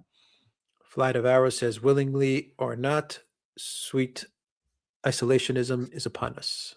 Bootstrap time. Well, let's not call it isolationism. Let's call it United States looking after itself and focusing on itself. And I've discussed this so many times in so many places. It would turn out for the best for the United States in the not very long term, and probably for the rest of the world too. Zoran Marinovich says, did you watch Professor Yang's vid, Trump's World Order? An amazing video, and I think it explains the situation much better than Trump's stupid AF. It ain't about Trump. It's about deep state actors, and they ain't stupid no matter what we think. Someone knows what they're doing, and they're doing it on purpose. Well, I wish I could see this plan, but at the moment I'm not seeing it. And again, going back to what Larry Johnson was telling us about generals being sacked and about the Secretary of the Army being unhappy and all of that, it seems to me that what we're looking at is not somebody executing some great plan. It's more a sign of dissonance and disquiet and unease and unhappiness, precisely because there isn't a plan, and that plan isn't working, and in the absence of a plan, things are not going well. Now, I haven't seen Professor Yang's program. To be frank, there is so much news coming out. I'm trying to follow the Russian media, the Chinese media, the Iranian media, the American media. So is Alex. We're trying to keep on top of all of this.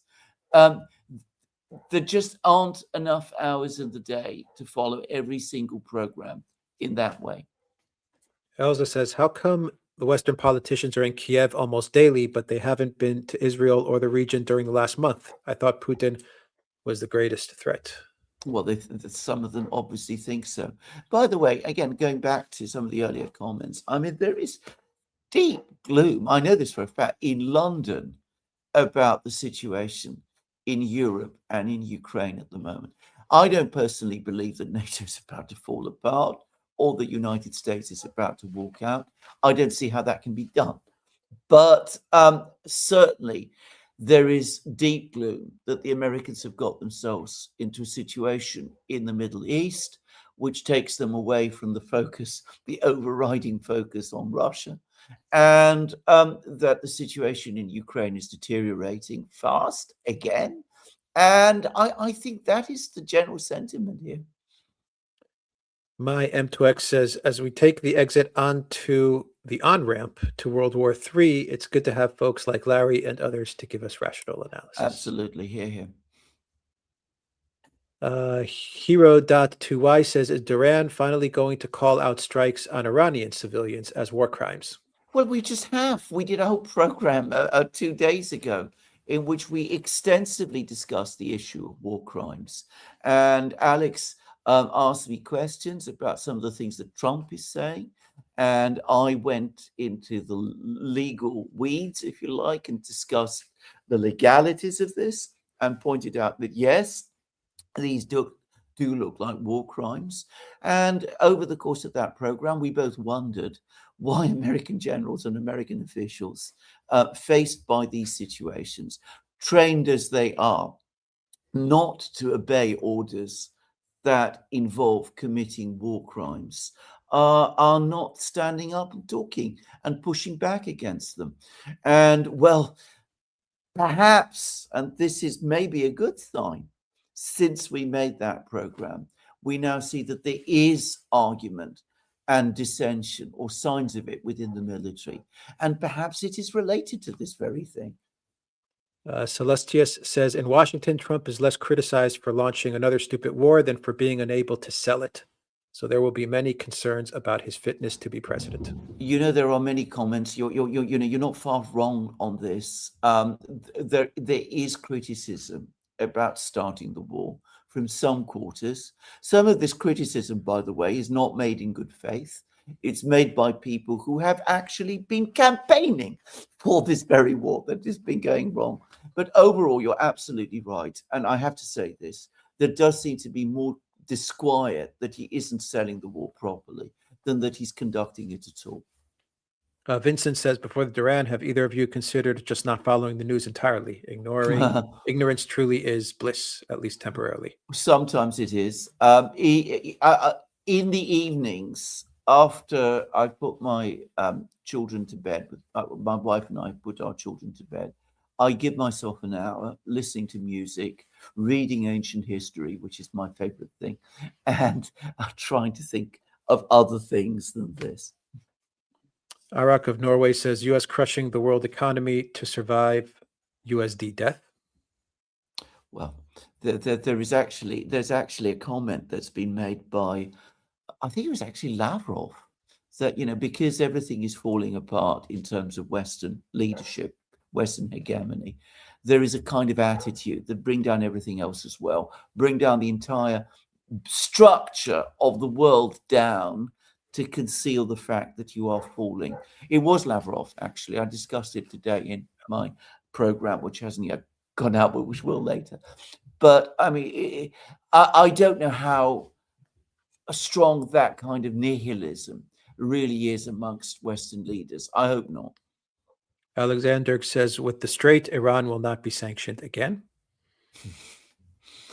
You could argue that they're imposing their own counter sanctions now, and they're proving a lot more effective. OG Wall says, good day, gents. Great guest. Thank you. Natalie, welcome to the Durant community.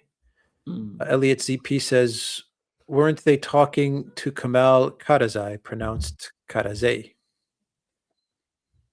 I'm not sure who this person is. The former foreign minister of Iran. That they tried to assassinate, who was speaking with Vance, was about to speak with Vance. Well, there you go. Yeah. Okay. I mean, there's so many people, allegedly. I have to say that for the moment, at least, I don't see any real sign of negotiations. And yes, there are some people who seem to be completely opposed to negotiations on the American and Israeli side, and who are conducting these assassinations to prevent them. And it is terrible that they're not being called out more strongly for doing it. Klaus Clemenson says, Sweden is detaining a ship right now. Does freedom of navigation only apply at Hormuz? Indeed. Lavrov has made that very point, by the way. The hockey goalie says, are you surprised Iran hasn't targeted the Knesset while in session, given the ongoing assassinations? I am not actually surprised. I think that the best policy when you are in a war is not to actually strike out everywhere at once and hit all the prime targets. You want to give yourself some scope for future escalation. And I think that's probably what the Iranians are doing. Jerry Coogan says, somebody mentioned that Trump's second term started off reasonably well until Kushner reappeared. Since then, it's been disastrous. Thoughts? Well, that may be true. The key month was May 2025. It seems to me that things began to go very, very badly wrong from that point onwards.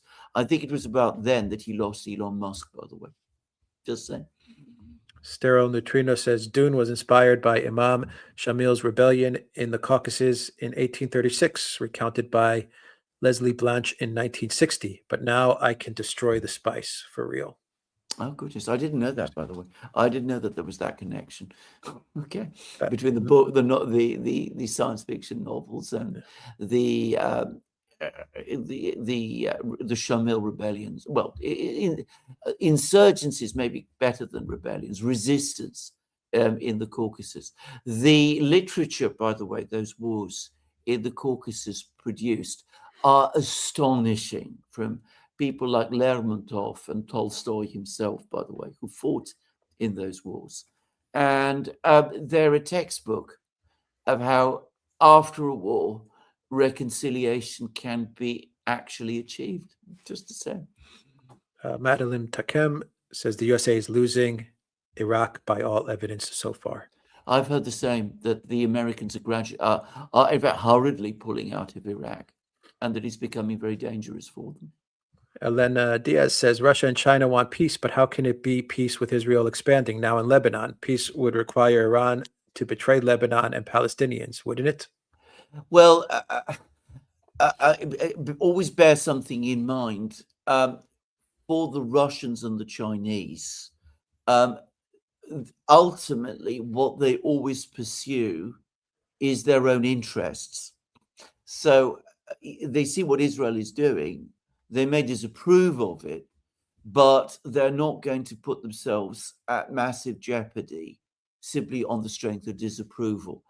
What they are mostly concerned about is a stable situation in the Middle East, because always these two countries, but perhaps especially the Russians in the Middle East, seek long-term stability. And I think they're increasingly coming round to the conclusion that policies, Israeli policies, and of course American policies, far from securing stability in that region, are creating disruption and chaos instead. So there is a shift in Russian-Chinese policy, but you have to understand the original premises upon which that policy is based. Elza says, Zelensky to News Nation, we stand ready to help to open the Strait of Hormuz, but so far no one has made such a request. If you sent them and Estonia, the oil price would go down immediately. Of course. I mean, Zelensky on the job, how can he fail? Nicholas Burns says, U.S. regime enforced sanctions across the world, responsible 30 million deaths worldwide. From the 70s, U.S. regime is destroying West. Iran, Palestine, Mid-East. No surprise the U.S. regime referred to has been satanic. Oh, well, indeed. Many people say that, yeah. Elliot TZP on Boucher. We answered that. Taking Yes. up Boucher. John, thank you for that super chat. Michael Herbert, in his speech, Trump had a very sad tone, just like if he was doing a funeral eulogy. He appeared to me more forced, obligated than delusional or misinformed. He is going to be the perfect scapegoat. You know, I agree. I thought he looked very, very tired and very depressed. That was my sense of it. Very listless. It was not the usual Trump. And the whole format, him reading from a prepared text and not deviating from it, was very, very unusual. It reinforced a sense, I would say, of crisis, but certainly of a sense that things are not going well. Elsa says Trump knows about Stone Age from the Flintstones. Midswitch says, I hope this will not be too much of a bother. Several chats for one question. The Russian army are still going very slow. I hear all the arguments and believe them to be true. Yeah. I hear all the arguments. The Russian army is going slow. To be true. I hear it's true. Well, the Russians have been fighting a war of attrition. I don't think it's actually that slow, by the way. Again, I think people misunderstand a lot of the geography. Nitswitch also says saving manpower, attrition more important than gaining territory. But one point for you gents that I heard made me think something Yerasimov said. Yeah. That everything was going according to a certain plan. That makes me think maybe the war will go for 8 years on the whole because the Russians had to wait 8 years for the Europeans to not act on Minsk 1 and 2. Okay, I don't know what the Russian long-term plans are. They do have a plan, and they've discussed it many times. And I noticed that whenever military officers report to Gerasimov, as we now regularly see, they all refer to the fact that they're executing the plan. The plan clearly is, the focus of the plan at the moment is clearly to clear Donbass. And I think they will achieve that this summer. That's my own personal view. And given what a complex battle that has been, that's not, I think, taken such a huge amount of time. Badwolf TX says, respectfully, that was an angry non-answer. The fact that Iran has resorted to closing the strait and blackmailing the world by cutting off energy is not Iran winning. The Islamic Republic may hang on, maybe not. Who knows? Maybe a claim could be made that the Islamic Republic is being pounded, but is not currently losing. Could be made from a certain perspective. See Ukraine, but winning. Well, winning war is about achieving your political objective. For Iran, survival is the most important objective. I mean, we say this, or rather, for the political system in Iran, survival is the most important objective. We said that before the war. For the moment, they've survived. That is already, from their perspective, a way towards winning. But if they can impose unbearable pressure on the other side to the point where the other side is eventually forced to make concessions, that is victory too. And, if the Strait of Hormuz, closing the Strait of Hormuz, is their route to that, I can't see how one can argue against that being a way of winning. War is not a game that's played fairly. That's the thing we need to understand. I mean, I don't know what fair is in war anyway, but for Iran to simply fight a conventional war against the United States and not use tools like closing the Strait of Hormuz would be for Iran to accept a position of disadvantage, which in war one never does. Or Winston carry on. Winston Fahrenheit says Modi ridiculed in India following the fatherland-motherland idiocy. India facing acute LPG crisis for Israeli fatherland delusions. Well, I completely agree. I'm not following events in India very closely, but I read a eviscerating discussion of Modi's policies in an article in Unheard by an Indian scholar. I don't know how representative this is, but what it said is that he's becoming increasingly isolated and increasingly criticized, and that his position is deteriorating. And it's also, this article also said that one of the side effects of Modi's over close alignment with the Israelis is that it's making Israel very unpopular in India. Just saying. Real Land Co. Thank you for that super chat. From Salustius, if the United States lost its entire current political class, would it be a fatal loss for this country? Some would say the opposite.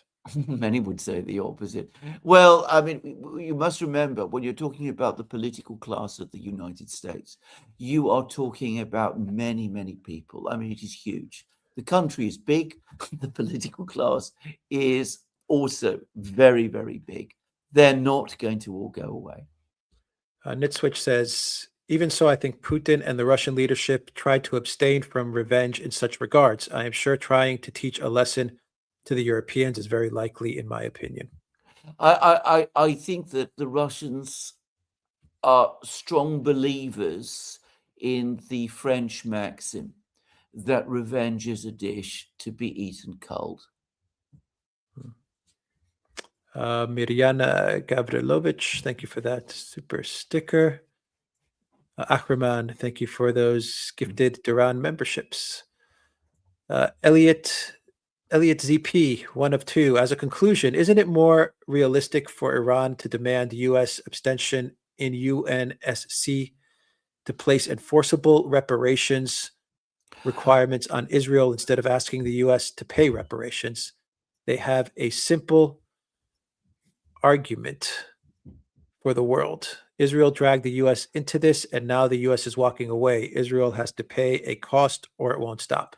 I think that there will have to be at some point some kind of negotiated resolution to this. And I'm going to say, I think that the American-Israeli demands on Iran have been excessive. But I think that the Iranians are matching those excessive American-Israeli demands by making excessive demands of their own. I have come around to the view that given the devastation of the American bases in the Persian Gulf and the fact that these bases have proved a strategic liability, I've come to the view that the Iranian demand that the United States withdraw from these bases might actually be attainable in a negotiation. I think the Iranians should focus on that, focus on getting strong security guarantees from their allies, and also getting a commitment to lift sanctions. I think these are much more realistic objectives than demanding for things like reparations. I'm not saying that, in a perfect world, Iran should not ask for reparations or should not, want reparations. But realistically, they're never going to be paid. And making demands of that kind are not going to bring about the end of the war. They're going to extend and prolong the war. And as various people pointed out over this course of this program, Iran is suffering damage. People are dying in Iran. I don't think one should hold out for something that is obviously unachievable. Corsa Boy says, Alexander, how likely is it that the lights will go out in Ukraine in the coming weeks? I don't know. I mean, to be honest, because of so much time now being given to Iran, I'm not. I can't follow the situation. I haven't been following the situation in Ukraine as closely. I know that the Russians have maintained their pressure on the energy system, and they conducted another big missile strike using Iskander missiles last night. It is, however, summer. I think what the Russian calculation is that they're not going to completely switch off all electric power to the cities, but they're going to do enough to disrupt Ukrainian logistics and resupplies in advance of the spring offensive that is coming. And the objectives of that spring offensive, spring-summer offensive, are absolutely clear. First and foremost, to take Donbass. I think that is the main objective. And secondly, to reach Zaporozhye city and the Dnieper. Those are the proximate objectives of the Russians at this time. From Brian T1, Alexander, how far does Lindsey Graham's foreign policy extend through Trump's administration? Everywhere. I think one of the most disastrous things is the revelation of the incredible influence that this man, this disastrous man, has had on the formation of policy on the United States.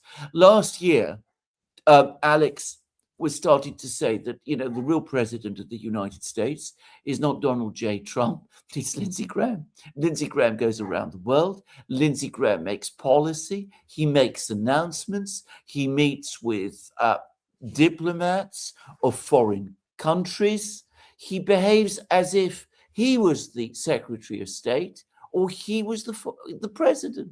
And incredibly, instead of the president telling him to stop and reminding him that it is the administration, the president and his officials who conduct foreign policy, they simply follow in Lindsey Graham's wake. And here we are. Nico says, last thing, since there is a trial for the Tempe train accident in Greece, the fact that there were no losses out of the 415 people of the Russian train that derailed is a miracle, and I don't believe in God.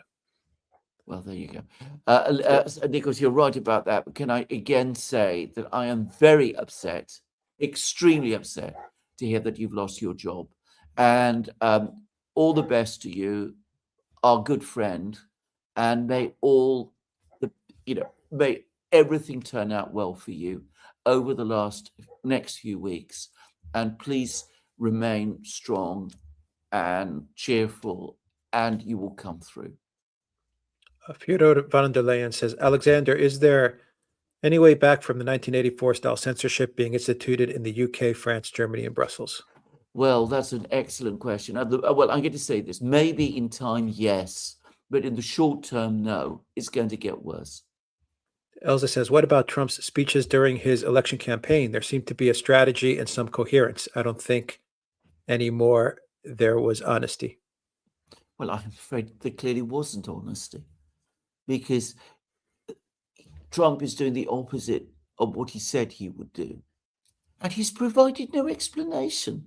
So, if he came along and said, look, I changed my mind, I decided that what I said during the election campaign is no longer sustainable, and these are the reasons. Well, I might disagree with those reasons. I might say that he's lying. I might still say that he's lying, but he's not even taken the trouble to do that. The cynicism is terrible. Emmanuel King, thank you for that awesome super sticker. AZ Mary says, allegedly Trump said photos of U.S. military bases damaged our AI. Yes, I know. He didn't allegedly say it. He did say, or at least people in the administration said it. They said the same. And I read an article in the Financial Times about the attack on the radar stations, that there was one particular attack on one of the particular radar stations, and the satellite photos were AI, except that they weren't. They were real.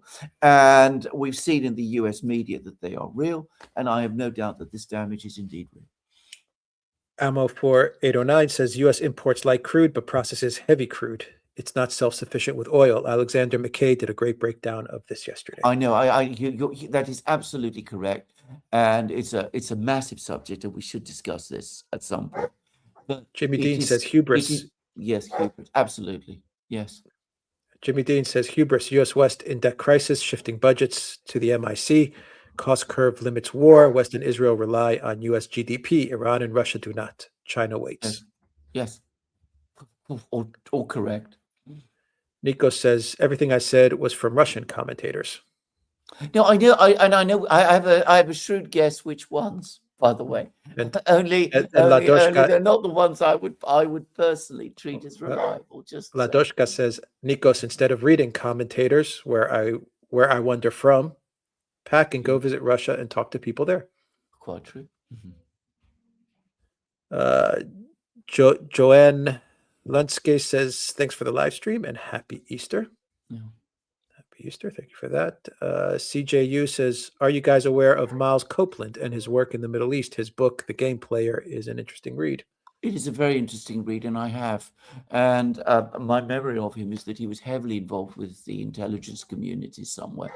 So, I mean, they're certainly interesting, yes. Litecoin Fam says 5D, if it's to destroy the regions, then withdraw. They all sold oil outside the petrodollar system. Iran invades. US will see Saudi royal money too. Again, this is too complicated for the real world. Again, I've done a lot of history, as I think people know. I've never known plans like that to be executed successfully. Just saying. Claudia Biladou says, always great. Merci. Merci, Claudia. Zoran Marinovic says, we follow you and appreciate you, particularly for following all those different media. However, this vid of Professor Yang is an absolute must. It's different and makes very important points. Well, all right. I will try. What Yang said is a little bit similar to what Lavrov said. Please watch it. Okay, I will watch it. I'll take a look at it. Look, I promise after I will watch it later. Nico says, did you get my lists, Duran? What do you think? Also, don't worry about me, Alexander. I am fine. You aren't getting rid of my columns yet. Give me time. Well, that's great to hear, Nikos, because there's few things I enjoy more on live streams than having debating you. The lists. We saw the first lists, yes. But I don't think we saw any updated lists. No, Nikos, I think not. If you post them after the stream to my Telegram, I'll get them. Absolutely. But I remember seeing like the first 4 lists, 3 or 4 lists that you had. Harry C. Smith says, Alexander, I thought you should know someone called Akdas Hayat with over 10,000 subscribers is impersonating you. I've reported to YT. Yes, we've reported. So have we. Yes, we have. Litecoin Fam says Trump lies since the nuclear dust he talks about is more dangerous than clearly exploding via nuke. So destroying the region's oil is the real reason. I understand this. I listen to all of this. I just watch Trump. Is he really capable of coming up with a plan like that? I mean, was the man we saw on Wednesday really working to that kind of plan? Is the entire US government really working to a plan of that kind? Well, I can just say something. If they are, if they actually are working to that plan, then they are collectively insane, because it will fail. It will fail disastrously for them, not for the United States even, but specifically for them, because what they would be doing will ultimately undermine the entire basis of their own power in the United States as well. Bulaham says, looking forward to see Nema Parvini on the show. So do we. Yes, absolutely. Hiro D6T says, why did Russia target a 17th century Ukrainian church in broad daylight, like the US and Israel? Leave historical sites alone. Well, absolutely. I mean, I haven't heard about this. I'm not saying it didn't happen. But absolutely, historical sites should be left alone. John Villain says the octopus has many arms. The onion has many layers. Yeah, true enough. Sherry, thank you for joining the Duran community. Zoran Marinovich says, haha, managed to convince Alexander, do it 2 times speed. Probably you'll think it's far too complicated and unrealistic, but it's interesting. Also, don't think Trump is doing it, but the deep state actors are doing it. No, I'm not saying people within the deep state do come up with incredibly convoluted ideas. I remember reading, and I've discussed it many times, Aaron West Mitchell's article back in August 2021 about fomenting a war in Ukraine and defeating Russia there. And we all know how that turned out. And I read other pieces that West Mitchell and others of these people write, and they are unbelievably convoluted and complicated, and they never turn out right.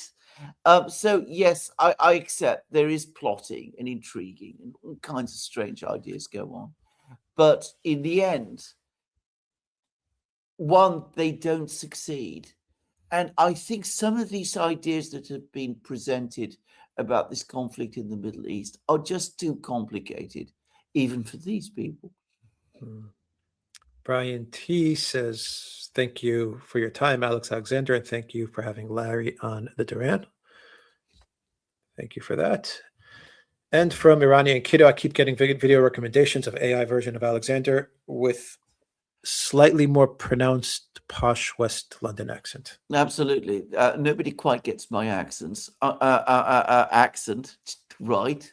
You can tell that. And you can also, there's all these staring eyes that come at you. I wish in some ways I could keep I've got eye issues, as everybody knows. But anyway, if you look at these, if people who know me and follow me properly, I think you quite quickly make out which is the AI representation and which is not. But anyway, it's AI. We can just report it if you see it. Report it. That's all. That's all we can do. Iranian Kiddo, it's good to hear from you, by the way. And if you've got any family in Iran, well, know that we are concerned about this. I have a very good Iranian friend, and I was in contact with him last night about his family in Tabriz. And well, I discussed it in my program today, what he said, and it was very upsetting. John Matthew says, why Russia doesn't conduct the SMO like Iran? NATO material comes from known places. Still, Russia allows weapons, allows old Russia attacks. Can't understand. Well, there is a fundamental difference, which is that Iran has been directly and openly attacked by Israel and by the United States, and it is in a much weaker position. It is not a nuclear power, so of course it's been obliged in that kind of scenario to respond in a very aggressive way. If the United States and the Western powers conducted an open attack against Russia, the US Air Force trying to bomb St. Petersburg, well, we would be in a completely different scenario. I mean, absolutely. And I would say that the war with Iran shows us why that hasn't happened.